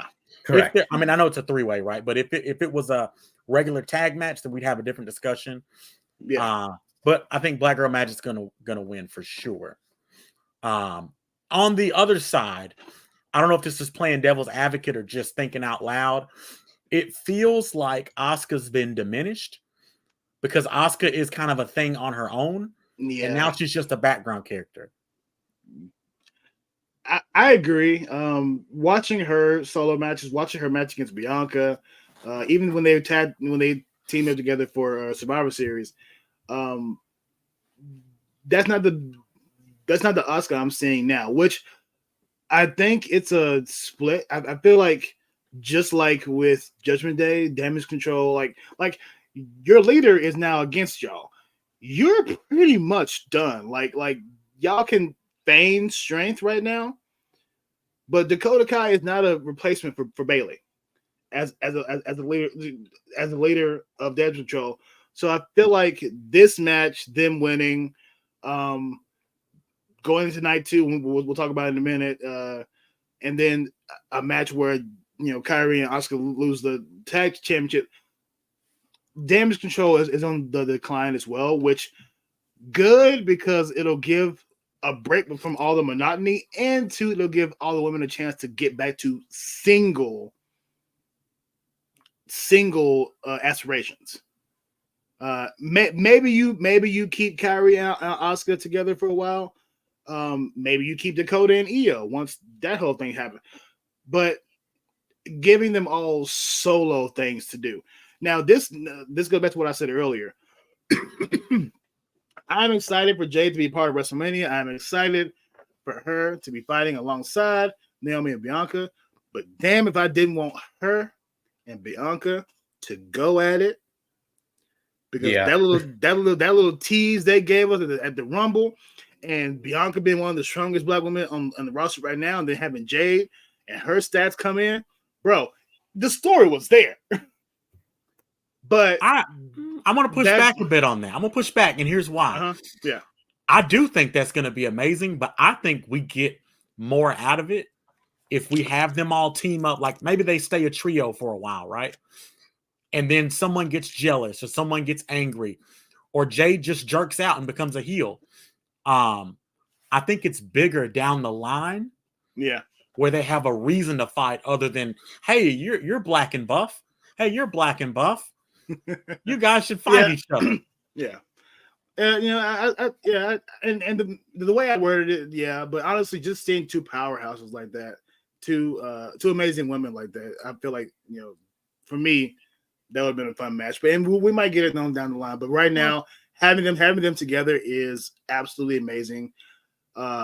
Again, maybe not match of the night, but definitely damn near close. I think you just want death by snoo snoo. That's what I think. Yes. Both of you know me so well. You should know this by now. You know what? I'll be the guest referee. It'll be a whole thing. All right. So okay, we're all going with Jade's crew on this. Yeah? Yes. All right, bet. Moving on. All right, this one upsets me, and I'm gonna tell you why. I know why. I think I know too, and I'm agreed for the same reason. I love Sami Zayn. It should have been Chad Gable. Yeah. It should have been. They should have went in, and because the fans have called them out on it on Instagram, on Twitter, on pretty much all social media, they've been like, "Look back at Sami pinning Chad. His shoulders are off the ground." Yeah. This should have been a 3-way match. Like it should have been a triple threat, or it should have been a rematch on Raw or something where Sami versus Chad again. Now that the gauntlet's over, they're both full strength, and Chad wins, and he goes after Gunther. Yeah, Gunther, it was set up so perfectly. The only man to cleanly defeat Gunther, it wasn't even for a championship, but to defeat Gunther in recent memory, Chad Gable. No one else can claim that. Everyone else has been fully dominated at every single point except for Chad. And so having him, because I mean, if you look at what they've been doing with him, they let him have some fun with Alpha Academy for a minute, And then once Tozawa came in, it was Tozawa and Otis, and he's been stepping aside a little bit, and he's been doing his thing. He's been wearing the suits more. He's been getting a bit more serious. Like, he was ready for this moment, and they give it to Sammy. Yeah, and this is not a Sammy erasure. Sammy is great. I love what they've been doing with him. He had his WrestleMania moment last year. Yep. This moment should have been given to Chad Gable. Now, that all being said, do we think Sammy is taking the championship from Gunther on this Saturday? Yes. Gunther has already broken the record. There's no need for him to hold on to the record, to hold on to the belt. Give it to Sammy, and then Sammy can go after Chad again. Give him a rematch for his kid. So you know what? You helped me. Which, by the way, I don't know if you saw on Raw. They to put it in perspective of a movie, Rocky 3. Gunther is Clubber Lang, and they absolutely made Sammy Rocky and Chad Gable Apollo. So absolutely, I definitely saw that. After he helps out Apollo, or he helps out Rocky. Rocky and Apollo have that unsanctioned secret third fight. Yeah, I think you tie that into this, and Sammy's going to win, and then you let Chad go at it, for at some point after WrestleMania, and you let him get the belt. Okay, Tony. Geez, where to start? Okay, so to pick a winner, I'm gonna pick Gunther as a winner. Ooh. I want to first say, I don't know if y'all remember, but not almost, the majority of Raws from now to last year featured Alpha Academy. They were on TV every single week, and now have nothing on Mania. That's why it should have been Chad.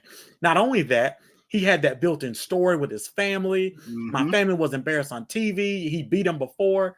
I don't even understand the Sammy push, other than the out of touch higher ups. Like, well, last year he was with Roman Reigns, so this year he should be something else. Yeah, which seems very out of touch, unless you don't watch your own product. But I do think Gable should have been slotted in there. The only way this will appeal to me is if Chad Gable accompanies Sami Zayn, yes, and causes something, either meaning Gunther is distracted enough to he loses to something silly that he normally would not lose to, or Chad Gable turns on Sammy because he stole his spot. Yeah. So, I mean, I'm picking it's too late now. I would love to see that. There hasn't, 2K24 came out. I have it. It has been so much fun to play. What is the mode they have been pushing when they announced 2024 is 2K24 is the fact that they brought back guest referees. There is not a single match in WrestleMania that has a special guest referee. True. That's true. If you weren't going to make this a triple threat, how do you not say, Chad Gable, you're going to be the special guest referee in this? Well, we do have one more night to announce stuff before Mania hits. So, true. Do we? Oh, yeah, Friday. Yeah, SmackDown. And then, sometimes they'll put stuff on social media. So, anything's possible. Yeah. I'm going to keep this one short. It should have been Gable, but honestly, I'm going to have to. I picked Gunther, man. It should have been Gable. That's it. I'm just salty about it. Just blame me on that.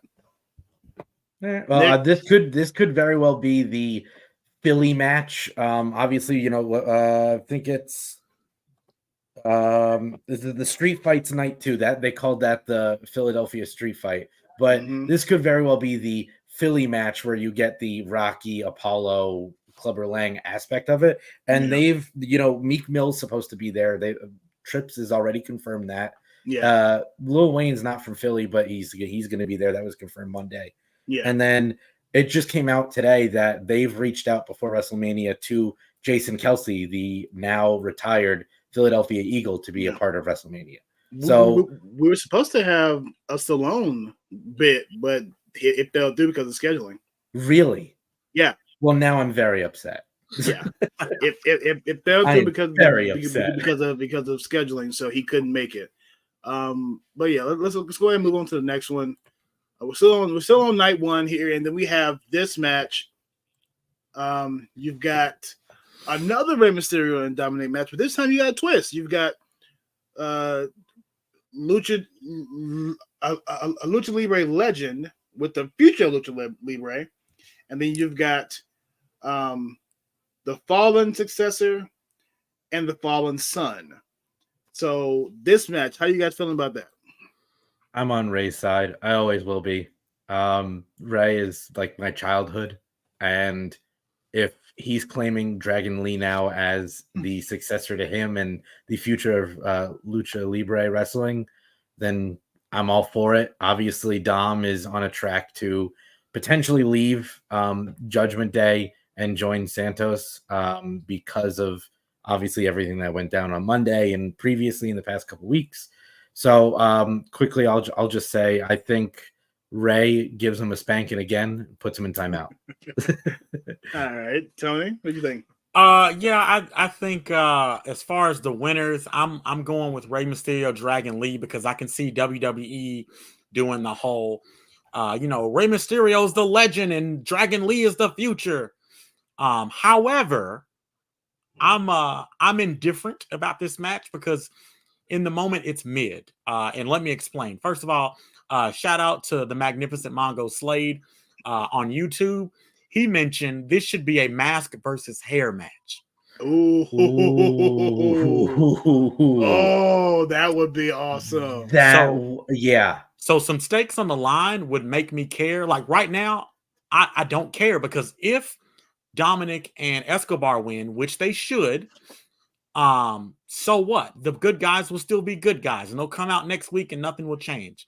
On the flip side, if the good guys win, yay, Dragon Lee's the future. Okay, but what about the other two characters that need more character?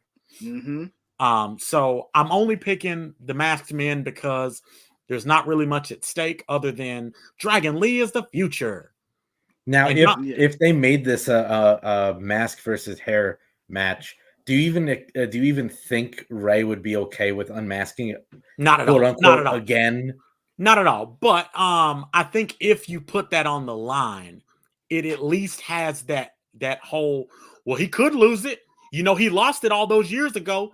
But nobody remembers that, and we won't talk about it. Yeah. True. There needs to be a stake. Meaning, why do we care if Dragon Lee's the future anyway? Rey Mysterio has already done what he's done. Yeah. We're gonna hate Dom no matter what and boo the crap out of him no matter what. Yeah. That man has atomic heat, bro. It is glorious. That's part of what makes him great. And I just really I hate it most for Santos because he's a great character. If you watch NXT and saw the Legado del Fantasma, you see what he's capable of. Yeah. But they've really just been generic heel, with two other like items. Take out the first LWO and put in a new LWO. Switch out the batteries. I used to have Duracell, but now I got Energizer. Yeah. Just give me something. Yeah, I agree. I definitely agree with in that regard. You said who cares about this match? I technically don't. Only the fact that it's just a rematch with two new people. Yep. And I like Dragon Lee. Love Rey Mysterio. I'm enjoying what Escobar is doing. Loving the heat coming off Dominic. Honestly, this match it could not have been added to the card, and I would have been A-OK. Yeah. The only thing that I think this will bring to WrestleMania is having 97,000 people booing Dom at once. It'll be so hype. Like, and he's not even talking at this point. It's just him coming out, and you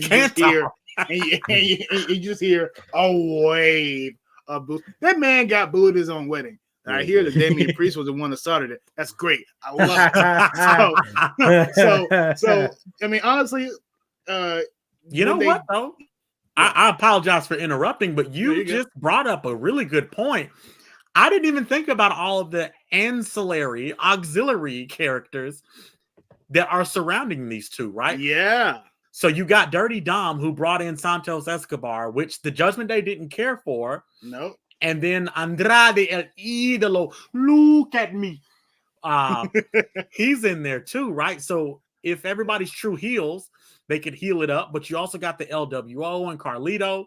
Yeah. But anyway, and wasn't Santos and Andrade, didn't they butt heads for a while? Oh yeah. So how is Dom expecting like Santos and Andrade to get together and both join the? And I think that's part of the story. He's not. Yeah, exactly. He's just bringing in, some brethren, and those brethren aren't necessarily getting along in their story there. So I don't know. I guess we got to see. Yeah, I'm also going with Ray just because. I mean, honestly, this match can go either way, and it wouldn't really even matter to me. But the next one, however, that one, this one, main event. This one, the main event, and like I said earlier, main event as it is, hype as it is, as awesome as it will be, this match is a gimmick. Yes. I agree. And so you have the main crybaby, you have the walking clown emoji versus the final boss and the tribal chief. And if emoji and crybaby win, you have no one at night 2. It's just 1-on-1, which I'm sure Roman will still find a way to cheat, but whatever. And then if final boss and tribal chief wins, it's bloodline rules. And we saw how that panned out on Monday, like a taste of it. So this match, how are you guys feeling? Who do you think will win, and how do you think it will go? Go ahead, talk to me, Nick. Tell me what you talk about. You know me. You know I'm a crybaby for life. I'm repping America right now. I am repping America. I am team American Nightmare. In fact, did you see Cody got a custom belt made for just this match? He's wearing he's wearing the belt he gives out to the crowd or just holds on to, whatever he's going to do with it, but it says freaking Nightmare. Oh, that's cool. And I love it. But as much as I will root for them to win this, that is who I want to win. Who I think is going to win is a completely different story. The only way I see a couple different ideas in my head playing out is Rock and Roman have to win this match. So I think Rock and Roman win this match, and then it opens up 2 big theories for me for night 2, which we'll get into later. Okay. Tony? All right. 10-4 hat time, baby. Shit, here we go. So this is a gimmick match. I think just off that alone, Roman Rock win. Here's my only concern. Monday, we got a Bloodline Rules match, which nobody was clear about what Bloodline Rules is other than anything goes. Yeah, it's an anything goes match. Fightish. However, rules have never stopped the Bloodline in the past. Here's what I think will happen. Part of me thinks that Rock and Roman are going to win to make it Bloodline Rules, and anything goes, right? But don't forget about the Cody Avengers. Yes. Which and I know plays into night 2 for me. Yeah, it's going to bleed into 2, so I won't get too deep into it. To answer the question, I think Rock and Roman win because they spent such a big deal talking about Bloodline Rules. Yeah. I'll save the rest for night 2. Yes. Yeah, I'm definitely in agreement. I want Cody and stuff to win, obviously, but because of the gimmick, because of what's at stake, and what we're going to talk about for night 2, Bloodline Rules with also it's The Rock's first match in 8 years. That man's not losing. Yeah. Like that in itself automatically causes this match to go his way. But all of it together, and then everyone it's the possibility. Everyone's like, oh well, do you think Seth will turn on Cody? I'm like, well, look, they've had their rivalry. They're at a status now where it's mutual respect. Like, I still really don't like you, but I hate Roman way more. So that man took a belt on Monday for Cody. Oh yeah, bro. That's he's not turning his back on Cody. I don't see no turn. I see this if we're talking about the Cody Avengers in Marvel style. This is our Infinity War. And going into night 2 will be our Endgame. So let's go ahead and, because I do want to get to that. I'm gonna say Rock and Roman for this, but because of what's going to happen in night 2, let's go ahead. We forgot one match for night 1. This is the last match for night 1, and honestly, it's the one I'm more excited about more than anything outside of the Jay one. Hit the wrong button. My bad. Snap. There we go. Look at here. Yeah. Let me talk to you. Jay Uso's story. Now, I had a chance one night while I was at work, and YouTube pops up different stuff, and they showed the Bloodline story, or I guess the Uso story, like on WWE. It was all one big compilation. I was like, oh, 3 hours? Bet. Pop. And I watched, and I was like, damn, Roman been doing Jay dirty for a minute. Like, what? So the awesome tribal rules match last year. And then of course the betrayal with Jimmy. I did it because I love you. I didn't want you to be like him. And then Jay coming back like, you know what? Kick for you, Roman. Kick for you, Solo. Heyman, you might get one later. Hey, Jimmy, come back. Oh, brother, you love me? Kick for you. Deuces. And then to be brought back by Cody on Raw and has been living his main roster. Bro, he fully has embraced the main event Jey Uso title, and it's been nothing but pure gas since he came back in the Raw. I'll tell you who I'm rooting for. But between Yeet and between getting the crowd hype, and you got Pat McAfee almost busting his ass every Monday, about to fall, but giving it gas. Like, there's no way I see Jimmy winning this. Yeah, I agree. Just don't, bro. Like, it's gonna be a hell of a match. Don't get me wrong. I'm sure Solo might come in and whatever. I do not see Jimmy win this out. Now he's going to give it his all because it's a brother versus brother. It's a match they wanted to do for a long time. They finally setting it up, and Jimmy, while in his funny mode, he's still Jimmy. Like, he still can pop your ass if he needs to. It's going to be a brawl. It's going to be fun, and I'm just super hyped for it, bro. I can't. Yeah, wait, man. I know. I don't know if this is the match that so Jay's gonna win. I don't see a way Jimmy wins this. So let's just say Jay wins. Is this the start of the bloodline cracking? Because we'll get into more in depth going into night 2 and what I feel is going to happen with a couple of different matches, because tinfoil hat being what it is. Different things have happened in the background of Raw and SmackDown, people talking to each other who normally don't, and stuff like that. I think this is the way, Trips is in charge. This is Hunter's WWE. I don't know if I see a single person other than maybe Roman keeping their own belt going forward. I think this is WrestleMania. This is Hunter's new WWE. It's a fresh start for WWE. Everyone gets a new belt, or every belt gets a new person. So I think Judgment Day is falling apart, and I think Bloodline's falling apart. Well, and I think this is the way you get Heyman taking over a new person. I think this is the way Jimmy. Oh, I was gonna say Drew. That's who Heyman was seen talking to behind the scenes a few weeks ago. Yeah, I see that too.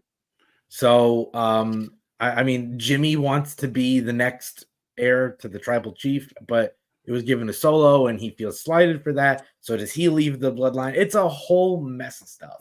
The crack started the moment Deuces went Ooses. Like that was the beginning. You're out. And I'm out too. Even with the the Uso versus Roman and Solo tag team match, like, it was starting to shatter, but it started to crack, but it hadn't shattered yet. The first glass to shatter was Jay leaving, and now with everything that's going on, The Rock is here. The Rock is the final boss. He really ain't taking shit from the tribal chief, but he's playing him right now, which that'll tie into night 2.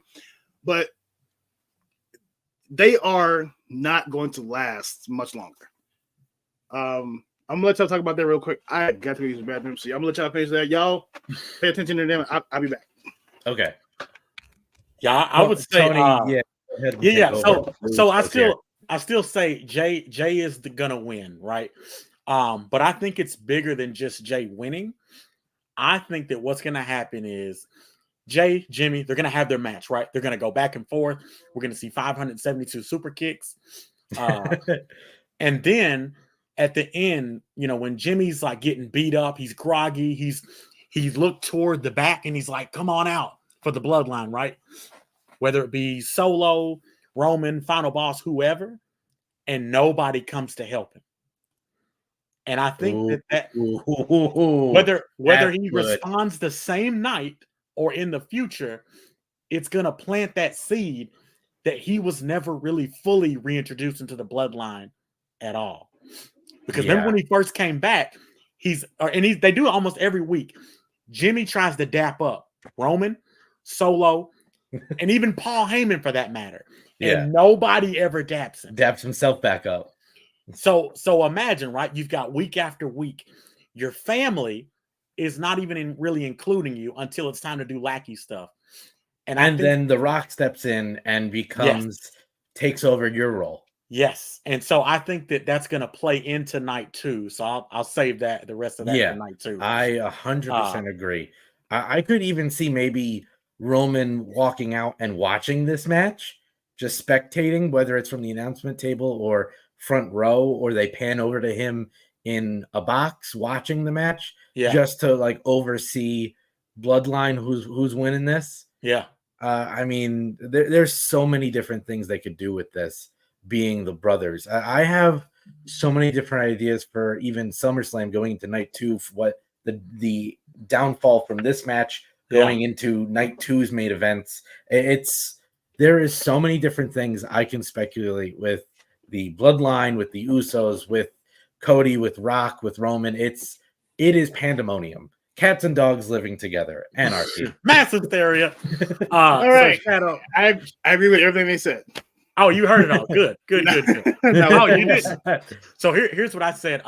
Jey Uso for the win, but not just because he's super popular. I said that I think that Jay is going to kick the crap out of Jimmy. And Jimmy's going to be groggy. He's going to look to the back, and he's going to call for help, right? Y'all come on out. Y'all do it. And nobody shows up. Yeah. Not Solo, not the final boss, not the tribal chief. And it just goes to show he was never really reintroduced into the bloodline like he thought he was. Mm-hmm. And then I said that'll play into night 2, but I didn't want to get too deep because we hadn't gotten there yet. Yeah, I definitely agree with that. That is it, because if you look at it, it's been played for a joke, which is great. He's doing the whole time out this and no yeet that. It's been great. Yeet. But they've been doing what he said. He said it at the Rumble, or it was SummerSlam, whatever it was. He been using us. He been using us. I got you, Pop. Yep. Jimmy, you said that. Yep. You said that. And for you to come back and do this twist and take your brother on, do all this stuff, now you're gonna see it. They've been doing that, but using you. They threw you at LA Night. You got your ass whooped. They threw you everyone else. Yeah. You get an RKO. They have been using you as a body. And now Jay, your younger brother, is going to make you see about beating the shit out of you. And when you call for help. Yeah, the other thing I said while you weren't there is every week we see Jimmy try to dap up somebody, but nobody ever daps him back. Nothing. That can take a toll on a man. You think you're part of a group or a union or whatever it is, but nobody's really interacting with you. You're like, am I really a part of this?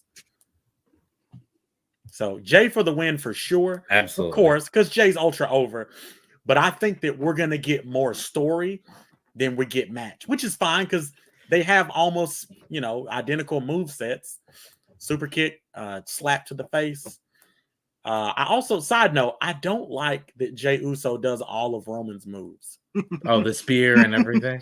And I get it. I knew that was coming. Oh, they're all family. The only thing he doesn't, has he done the Superman punch? No. Nah. That's the only thing he doesn't do. Yeah. No, he has his own version of a spear. And I don't mind it, honestly. The Uso splash. Because it was iconic using it against Roman and almost clutching that win. And then, now being a main eventer by himself, he needed something different to be able to, clinch wins like he should. And using the move that's been used against him, or that he's had been complicit in allowing to be used against someone to win, I just feel like it's kind of poetic justice against, and a big middle finger to Roman. Like, hey, I can use the move too. Ha, yeet. Yeet. So, So okay, sure. So all in favor of Jay, say aye. Aye. Yeet. Yeet. Yeah, yeet. All right, moving on to night 2. Oh, this look here now. This is one of the big ones for me. Drew has been on the thing for a long while. It's like he had that match last year with the triple threat with Gunther and Sheamus. He was tagging with Sheamus. They were fighting about it. They were banger bros for a while, and they stopped banging and went by themselves. And wait, well, they were gonna get sued, or it was also a test. Yeah, and then he finally realized, hey, you know what? Y'all slighted the shit out of me. I was champion during a time when no one cared. And then when I was ready to do it, the bloodline came and took my shit. And then when I was about to get it back, here comes Solo. And so, and then, now, if anybody in the WWE right now has been a crybaby, it ain't been Cody. It's been Drew. It's been Drew. Now, and remember this match, it was confirmed this week in a podcast or an interview with CM Punk. This was supposed to be his match against Rollins. Yeah. And I mean, it makes hold sense. On. Sorry. When you say his, do you mean his being CM Punk? Yes. Yeah. It was supposed to be Punk versus Rollins. Pronouns, pal. Yeah. So, and it made sense. I was all for it because, Seth made it apparent of his hate of CM Punk when he came back, and I was like, okay, Phil. They're setting it up. Phil. Yeah, they're setting it up for WrestleMania, and I'm okay with that.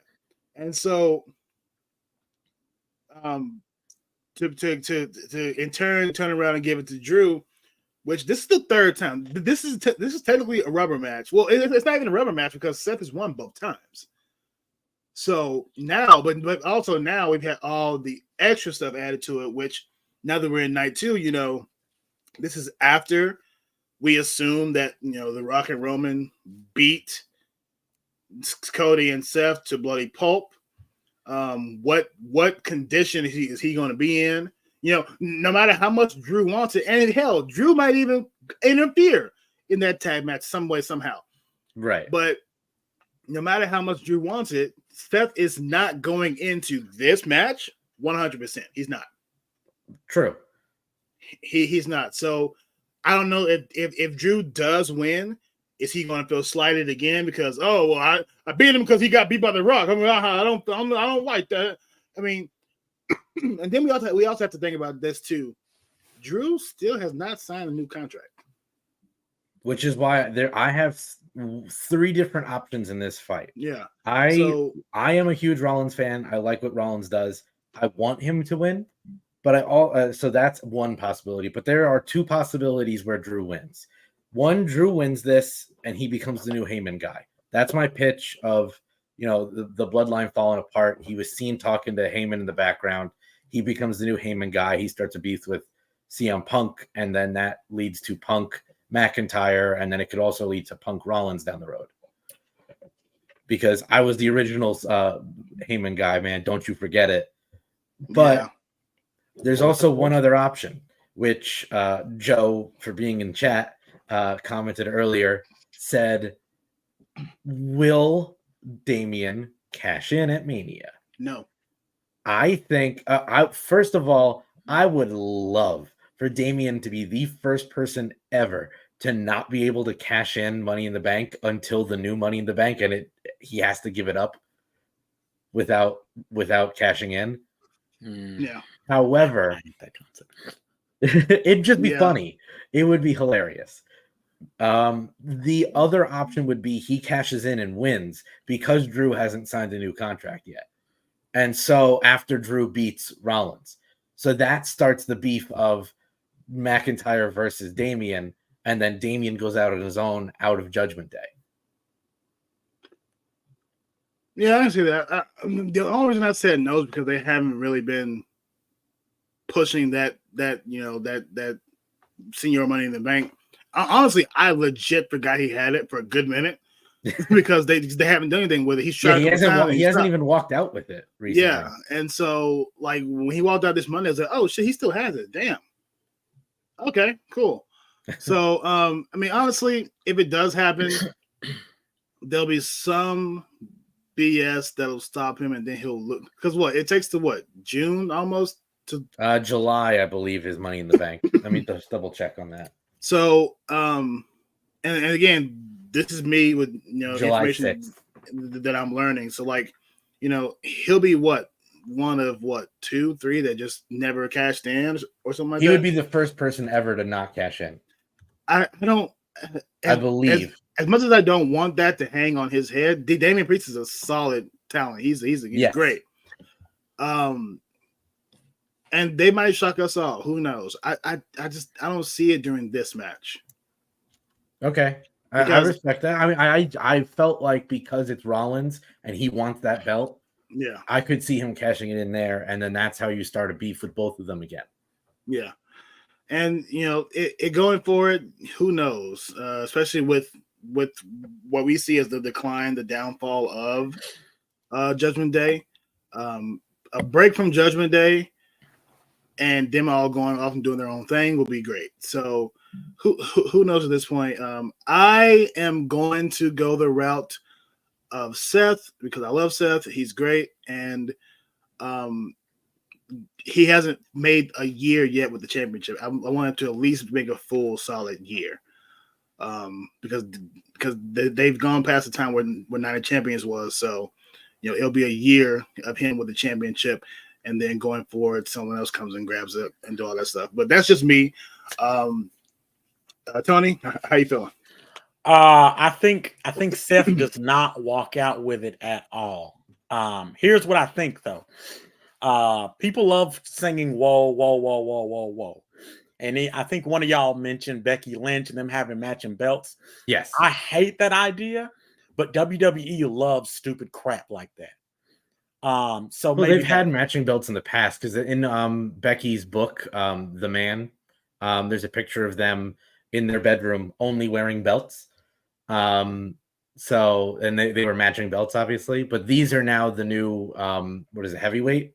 Yeah. So they would have matching heavyweight belts if they both won. Hated it. What I think should happen, or here's what I think, right?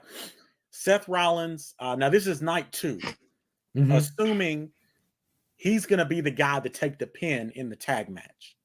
Yeah. Because you don't want to beat Cody prematurely. Yes. No one's pinning Roman. No one's pinning The Rock. So Seth Rollins takes the pin.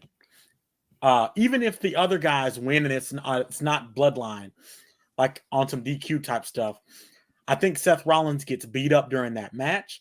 I think he gets beat up after the match. He comes into this match limping, barely together. And he's like, I can fight. And Drew destroys him. I mean, kicks the crap out of him. And either wins cleanly because he's had so much of a match or beatdown that Drew wins. But I would like to see Priest cash in on some weirdo stuff, meaning Drew does something illegal, right? Or against the rules, and it causes Drew to end up like making himself lose or something silly like that, and then Priest wins. I just think there's more mileage in Drew continuing with his excuses story, because even though his excuses are valid, so he doesn't win, but nobody wants to hear it. Yeah. Like maybe even Priest comes out to cash in or something, or and it Seth becomes Rollins, a triple threat. Seth Rollins gets hit with the Money in the Bank, meaning Drew didn't lose because he was pinned. He lost off shenanigans. Yeah. Then he keeps it going, right? So he comes back the next Monday, I got screwed yet again. First it's Fragile Phil, then it's this, then it's that. I'm sick of it. That's what I think. Okay. But hold on, because that kind of contradicts what I said. But here's what I don't think Seth keeps the belt. I keep that. Even if he wins by DQ, I just don't see him winning by pin after taking a match before. So I'm going Drew. I guess I'm going to say Drew. Even though I think it's going to be shenanigans and Priest, I'm going Drew. Okay. All right. Well, I'm interested to see. It's going to be. I think this might be the opening match. I don't know. If it is the opening match, then it'll play into what we're going to talk about for the main event. Yeah. But let's go ahead and get to the next one. Bailey, hands down. Like Bailey. just yeah. That's it. It needs to be. EO. I'll be RB, but Bailey. EO was great. Don't get me wrong, but her championship has been absolute nothingness. Like she's done nothing with it. She's not really had any challenges. They tried to set up, Bianca Belair coming after her to get her get back for revenge, and they never play with it. So having Bailey be the one to go against her is symbolic. It's good storytelling, and Bailey deserves to win. Like she deserves. Just looking up right now, they are both like Bailey's 1 year older than her. She's 34. EO's 33. So it's not like somebody's in like for example, like Asuka was like, I think it was 40 something. I just looked up before. Asuka's 40 something. Yeah. So like it's not like this is somebody that I want to take a step back because I'm getting older. This is straight up, Bailey deserves this. I feel like she's put in the time and effort. She's won, the Royal Rumble. She should get this belt. I agree. I definitely agree. And I feel like going forward, having her as champion, now being, having been humbled by Damage Control, being betrayed, and now getting her lift back, seeing the error of her ways. Babyface Bailey's back.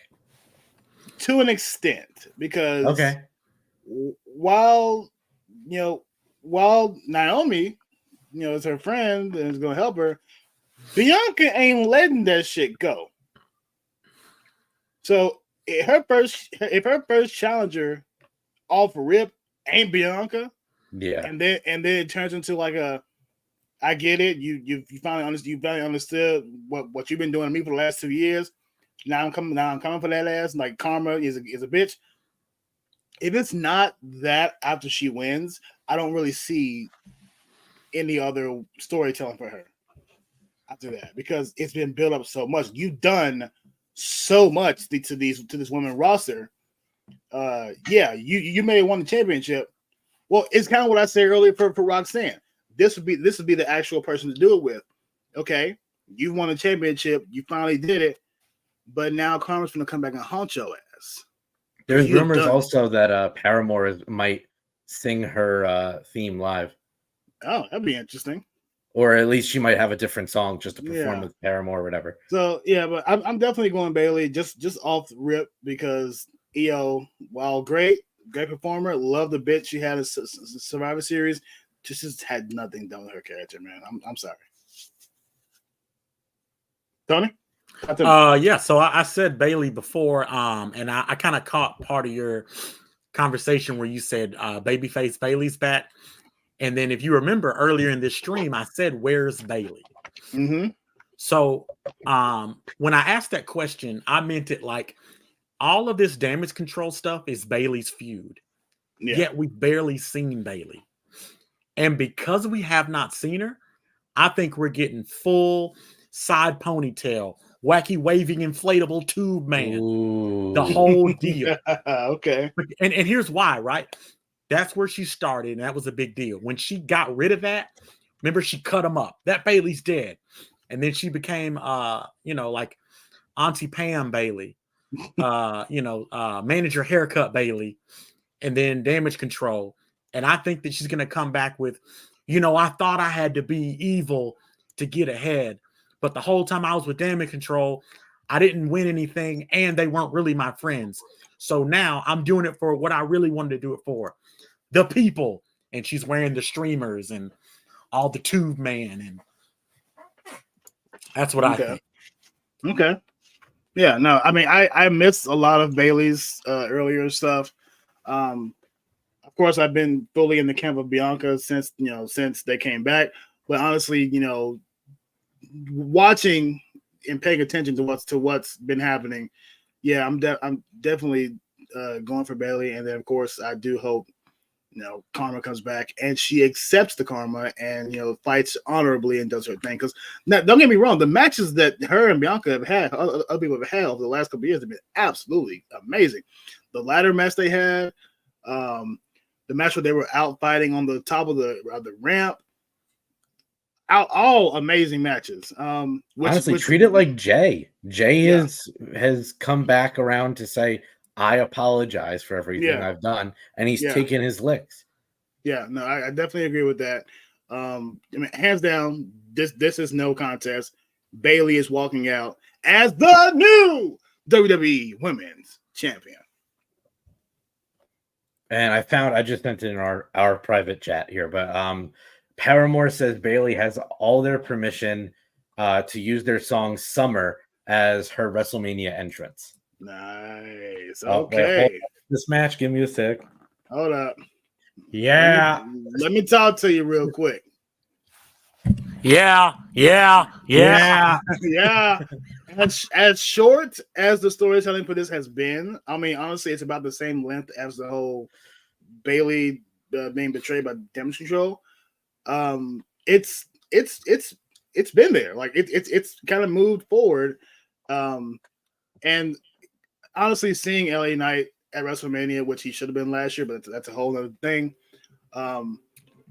It's well earned, and it's well earned. And this is one of those like old versus new type matches, which I think didn't AJ Styles have one of those kind of matches? Yeah, he was the one that ended Taker, didn't he? Taker's last match was with AJ. They had a cinematic match. Well, yeah, but it was his last match. Sure, if you call it a match. Yeah. But yeah, so like this is that new hotness versus old hotness, and AJ is looking damn good. Like he came back from that injury after Solo slammed him into the electrical shit. He came back. I was like, damn, AJ.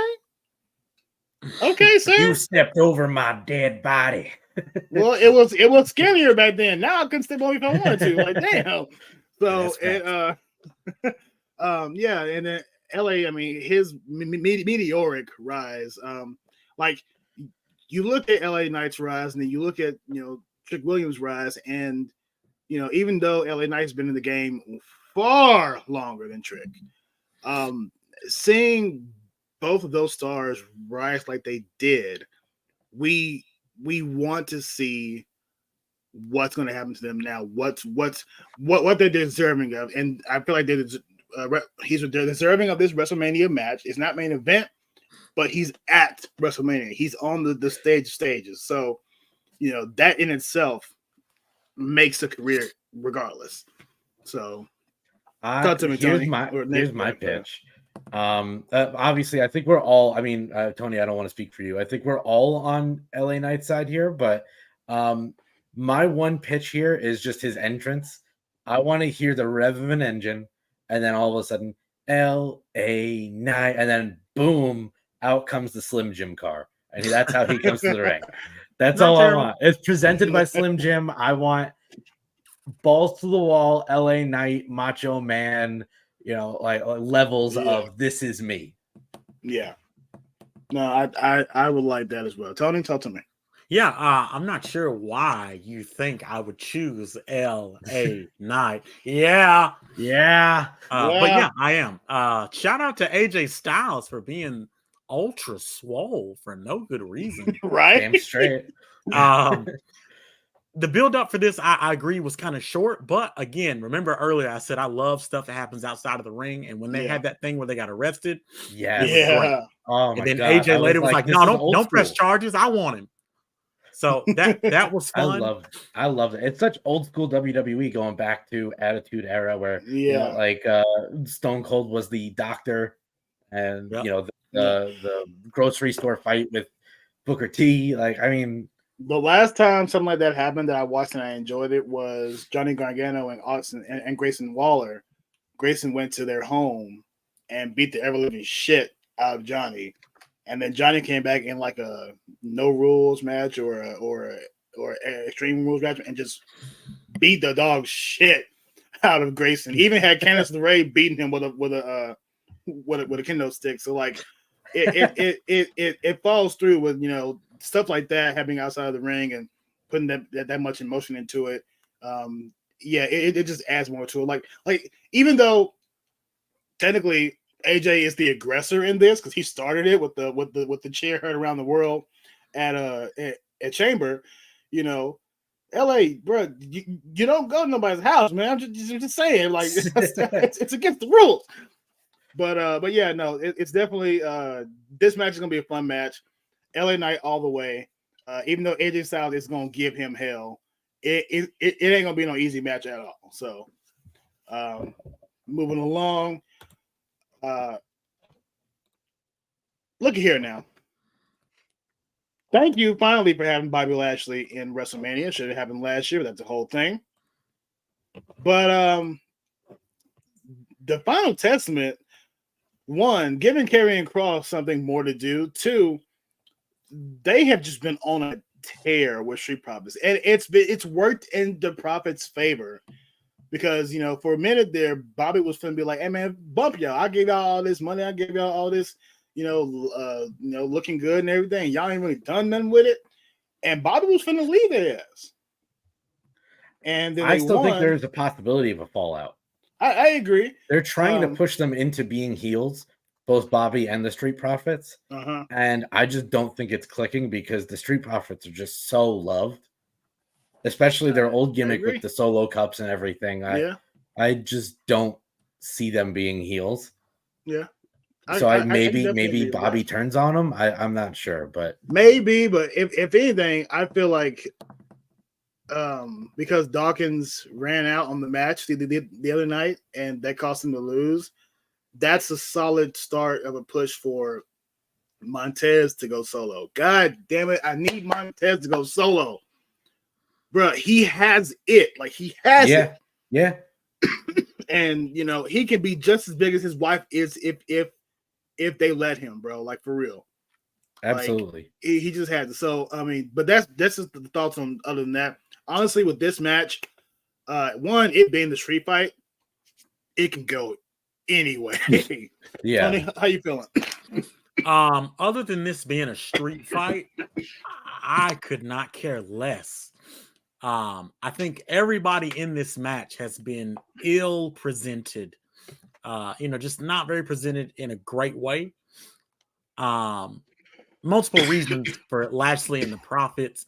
It's almost like they don't know what to do with him.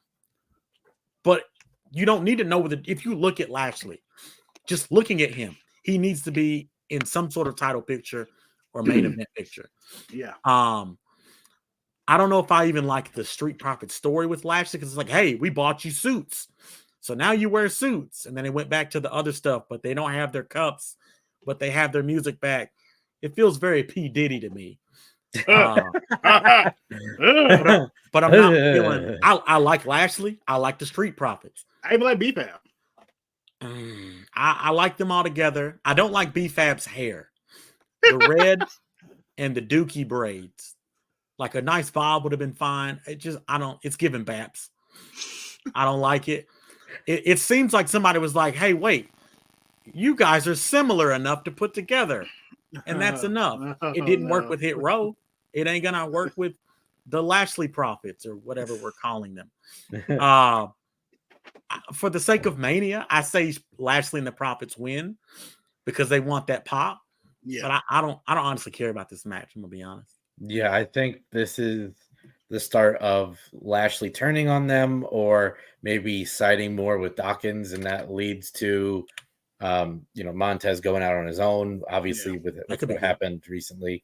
I don't know who wins this, but I know I feel it ends with a fallout. Well, with the way the AOP and Pound Testament has been going, like they came in and have been wrecking house. Like Lashley and the Prophets have not gotten a real singular victory over them.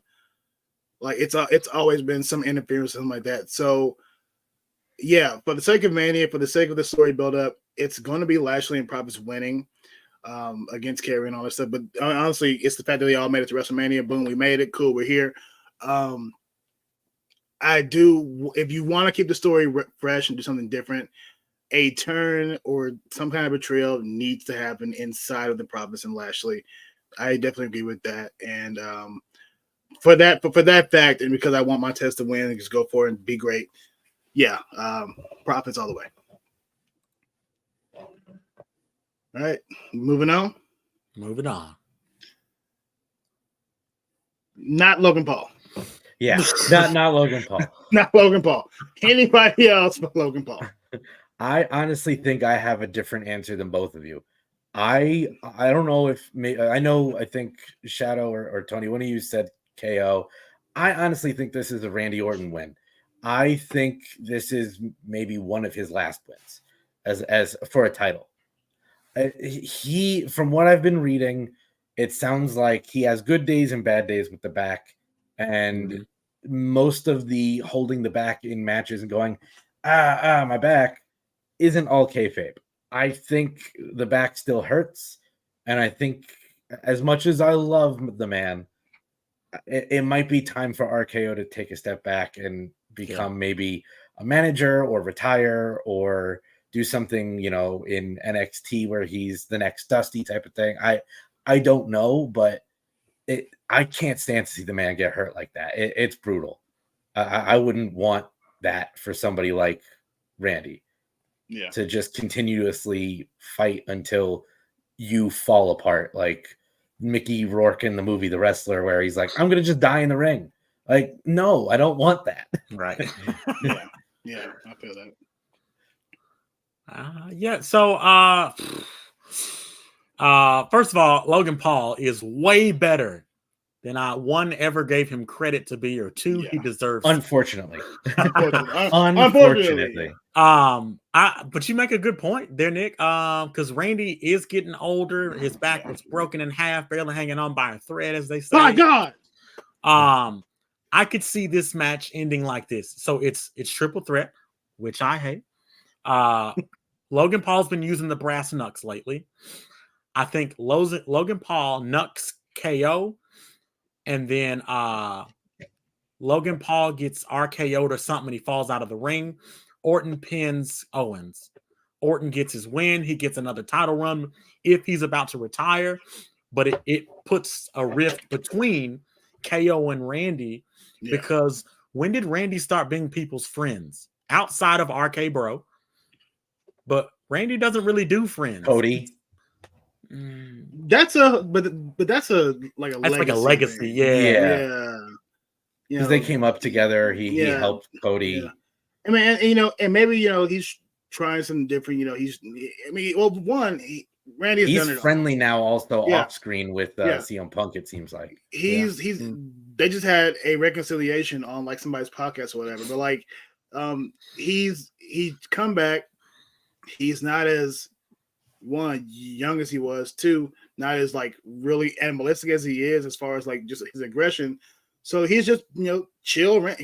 He might have caught some chill from old boy and from Riddle, and he's just chill. I'm cool with you if you don't mess with me, but you might catch an RKO every now and then and just take it and love it. Like, hey Randy. Yeah, like here's my question though, is going forward after WrestleMania, to build onto it, the next person who should win after one of these two guys is LA Knight. I think LA Knight should be the one that gets the United States Championship. Because the only other one would be Intercontinental, and I don't think he's going up against Gunther or Sami Zayn or Chad Gable or whoever going forward. And I don't know if he's going to be pushed to Raw anytime soon, as much as I would love that. I think he is, main show ready, but that's up to them, obviously not us, but in terms of United States Championship, I think that's something that would be right up LA Knight's alley. So would you rather him go up against KO, or would you rather him go up against Randy Orton? That's my question. That's who I'm rooting for to win, because with that logic, I'm saying Randy, because that's going to give him higher status if he can beat Randy Orton. Yeah, but does that affect Randy's legacy at all? That's what I'm looking at it as. I think Randy's solidified. Yeah, Randy is Randy, bro. Like, oh well, yeah. You were there with me when that man came out. That pop was crazy. I know. He can win, lose, whatever, and he's still Randy. So, but I said Kevin earlier, only because of the get back at losing against him at the last PLE. But yeah, giving it to Randy now, from what you've explained, it makes more sense storyline wise. And yes, having LA Knight come back and having like, you're already over, but to win the championship, even if it's the mid-card championship, off of someone as popular as Randy Orton, you're already over, but now you're set for life. Yeah. So that's how I feel about that. So yeah, I definitely agree. I'm going either or, but Orton, if just not Logan Paul. That's my answer for that. Not Logan Paul. Agreed. All right, let's move on, because I am dying here. Oh God. Okay. Is this it? No. Oh yeah. No. Yeah. So yeah, we are here. This is it. Oh. This is it, y'all. This is where I have two different ideas, and it is full on. All right. Tinfoil hat. When we were talking and we had breaks, I should went on a break and ran down and got my tinfoil and put it on my head. All right. So I'm gonna set the scene real quick. Last year, WrestleMania. You won the Royal Rumble. It's finally your time. You've had Heyman coming at you talking about Dusty and his reaction. You've had Roman coming at you talking about Dusty and saying that even though you're his kid, I'm his actual son. You've had all this build up. You're getting ready to finish the story, and you don't. Then you're fighting Brock. Then you're a tag team champion. Then you're doing this, and everyone's asking, "Hey, Cody, have you forgotten the story? What's going on? What's going on?" And then CM Punk comes back and it's all this whole thing, and the end of Rumble. I said it when I was sitting there with you at your house. It could have gone either way, but and we didn't know it at the time because he was injured. But giving it to Cody, having him lose last year, having him get put through the ringer by Lesnar, winning the championship with Jay, and becoming not a locker room leader, but becoming that face that people love. He's the face of the company, essentially. So you mentioned earlier that someone else was being the Cena right now. No. The John Cena right now is Cody Rhodes. He is the man. So coming off the loss of last year, all the battles you've done this time, the beatdown from Rock, the possible beatdown in the tag team championship, even though it's bloodline rules, anything goes. I'm gonna say that we finally get the story finished this year. That's just me. How it happens, though, in a bloodline rules match, if they do succeed, I mean, you've got in the bloodline corner Rock, Jimmy, Solo, Heyman, and maybe McIntyre. It depends. Maybe McIntyre, and then that's what 5 to in Cody's corner, the Avengers, just Jay and Seth. Maybe you have a Sammy come out every now and then. Maybe Randy even pops out, but that's not confirmed. So all you have is 3 against 5. Now, mind you, what does that sound familiar? You got this 3 last beaten down, broken heroes against Endgame. the leader of the troops and the 5 generals behind him. Bro, I swear to God, if all of a sudden we hear silence and all of a sudden no person, you just hear a voice on a microphone on your left, and then you hear Cult of Personality kick in, and out comes Punk missing the arm band. He's fully healed. He's like, I got you. Like, because I would lose it. It's going to be chaos regardless of what's going to happen.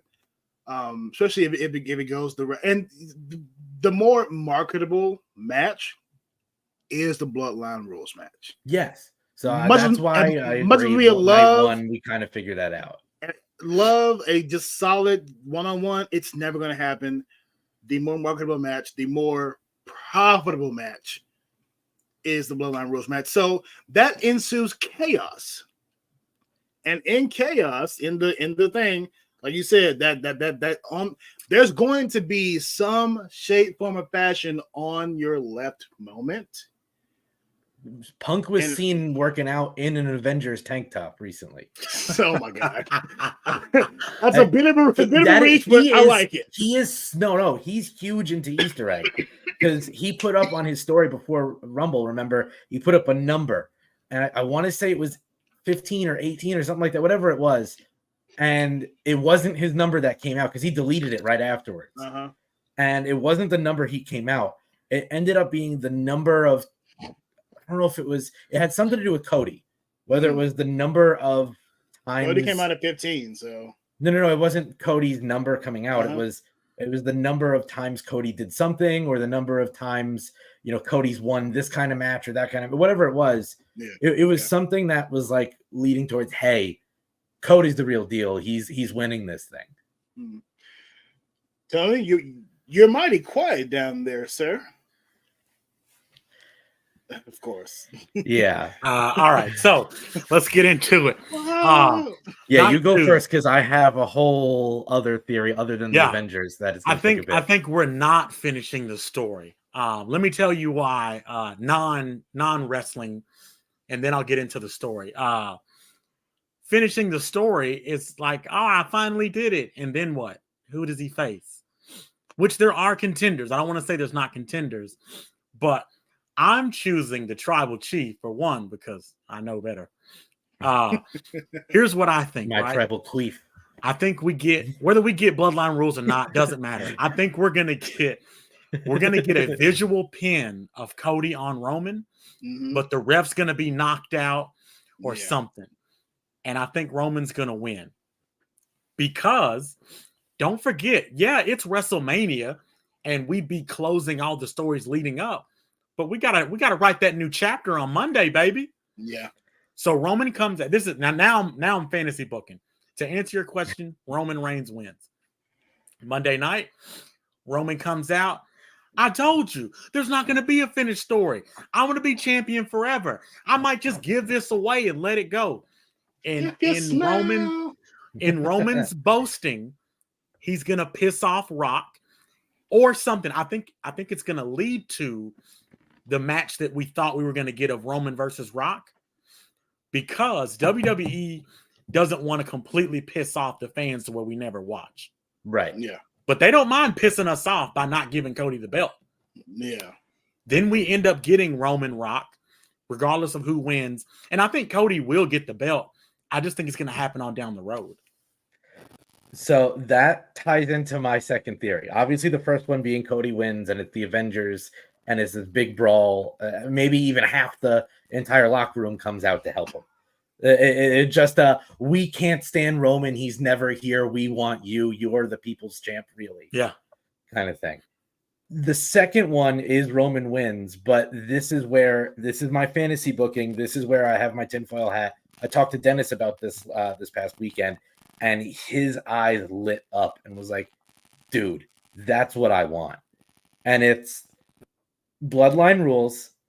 Cody comes out. He has to face Roman. Roman and him are going at it. You know, The Rock's interfering. This is going on. That's going on. Maybe he takes a thumb to the neck from Solo, whatever it is. Avengers come out, whatever. But the end result is the fact that Cody gets treated by Rock like Dusty. He can potentially win, but he doesn't get the belt. Rock grabs Roman at the last second and pulls him out, saving him from Cody, creating a 10 count, and he retains the belt but does not win the match. Cody finishes the story to beat Roman, but he doesn't get the belt. He gets the Dusty treatment. That pisses Cody off. But not only does it piss Cody off, it pisses off Roman. How dare you do that to me, your tribal chief? How dare you make me lose my first singles match in years? Creating Roman Rock at SummerSlam. And that is August 3rd, 2024. But what happens in July of 2024? July 6th, 2024 is Money in the Bank. Cody wins Money in the Bank, comes to SummerSlam, and after Roman wins against The Rock, Cody cashes in and he wins. That's my other pitch. That's beautiful. That's good. And you also get the fact that Roman, if he loses this weekend, he does not break Hogan's record. And a lot of people, obviously, Hogan's a shitty person. But if you take person away from art and WWE, Hogan basically was the founding member. He's Mr. WrestleMania. He's WrestleMania number 1. It's Hulk Hogan. He's fucking Hulk Hogan. But he's a shitty human being. So do you take that record away from Hogan and give it to Roman by pushing him to SummerSlam, giving him the win at SummerSlam so he solidifies that record? That is his record now. And then Cody cashes in and wins. Those are my only two things here. Is Cody wins now or Cody wins at SummerSlam by cashing in? Man, that is, first of all, beautiful storytelling. You should definitely go try to write for WWE. That's amazing. Yeah, the only issue I have with that, Rock has a movie coming up, and so he's out after Mania, if I recall. Like it's been said that he's going to he's going to be out filming. I believe either at the end of April or the beginning or the mid of May. So like he's gonna be out for a minute. If that changes, then absolutely. Red 1 is currently in post-production. Moana 2 is in production right now. So if it's just Moana, and he then got Fast X Part 2 in pre-production in 2025. Moana live action in 2025. What the fuck? Yeah, he's playing Maui in the live action version of Moana. So we're getting a sequel and a live. Why? Because Disney. And then in 2025, he also has the Smashing Machine, which I have no idea what that is. Sounds like a dirty movie. He's playing a character named Mark Kerr. Mark Kerr. So Marker, I get it. So if the movie thing doesn't factor in, like if it's just Moana and he can still kind of be there while recording voices, I don't think he does a motion capture, right? For you're talking about for Moana? For Moana 2, that's all. It's Disney, so it's not motion capture. It would just be completely animated. Okay, digitally. He just does the voice. Okay, well, but for Moana live action, he's getting painted up. He's getting Maui's tattoos put on him. He's carrying that big thing. The big. Of course he is. More money for Rock. Cool. So going back to what you said, that would be an amazing way to do it, and a feat of storytelling to give the fans everything they wanted. We get another Cody match in Mania. We get the match we wanted to see, Rock and Roman. We get the new Money in the Bank winner. being Cody, and then finally finishing the story after, a brutal battle at SummerSlam. So yeah, I could definitely see that. Honestly, with everything that's going on, with all the way they've built the story up, anything, and I mean anything, can happen this weekend, which makes this so much fun because we can sit here and talk about till we're blue in the face. We can predict, we can try to be like, oh well, because this happened, or this happened, so this is gonna happen. But at the end of the day, we have no idea what the fuck they have planned. There's for one WrestleMania 40, the biggest WrestleMania, bro. We have no idea. The one thing that might give it away, spoiler wise, is the fact that there's rumors that Tony Khan said Dustin is allowed to come to WWE only to help Cody win if it means Cody's winning. So if we see Dustin this weekend, then we know Cody's getting the belt. That's my thought process, because I don't know if that's true or if it's just a rumor, because I was reading it obviously on the hellscape that is Twitter. Yeah. I mean, and we do have another comment, by the way, B-Man, the creator. If Cody loses, there's no way it'll be a SummerSlam win because the fans won't be invested. Better off having Rock screw Roman to win, or Stone Cold show up, which some think will happen, which we did discuss before, saying Cena, Taker, Stone Cold, even Hogan for some reason was thrown out there. Yeah. They're all names that are being thrown around to show up as cameos at some point throughout without WrestleMania. We don't know when or what match. And then obviously Meek Mill. I think he might just perform Meek Mill. Yeah, he's performing. I think Wayne is just performing. I don't think he has. And then Jason Kelsey. Yeah, that's the other big name that's been tossed around. Nice. So first thing, shout out to the homie B, man. That's my brother right there. We actually witnessed the definitive best tag team match this past weekend. G-Man with KK versus Shimo and Scar King, and even before that, we witnessed Godzilla suplex the shit, the ever living shit out of King Kong. That was gas, bro. I saw the video of just that part. I still need to see the movie, but I know he does suplex. That I knew, right? That shit. We both lost it when he did. All I gotta say, great, bro. As a member of my family, my uncle is a huge Zilla fan. I am Team Zilla. What is a king to a god? Yeah, man. So, but yeah, shout out to the homie for watching, man. Appreciate you, brother. It's gonna be great, man. This no matter what happens, we've talked for a solid 3 hours. My God, my ass hurts. But honestly, that just goes to what we said earlier in the episode, man. I haven't done a podcast episode like this in a while. Just sat here and talked about something that I've actually genuinely fallen back in love with, and I'm excited. I'm not technical with all the terms. I still am learning a lot of stuff. I'm grateful to Tony and homies like Jesse and everything who have insider knowledge, who have been in not just WWE but in the industry of wrestling, and yes, and in the business, and have put me up on game. So it just blows my mind how much this has become now. And then being able to share those experiences, like I said, whether it's live, whether we're sitting here talking for 3 hours about, what could happen, coming back next week and just geeking the fuck out about what did happen, So I'm grateful. This is my second WrestleMania. I have besides last year, this is my second time watching and enjoying WrestleMania. Never had before.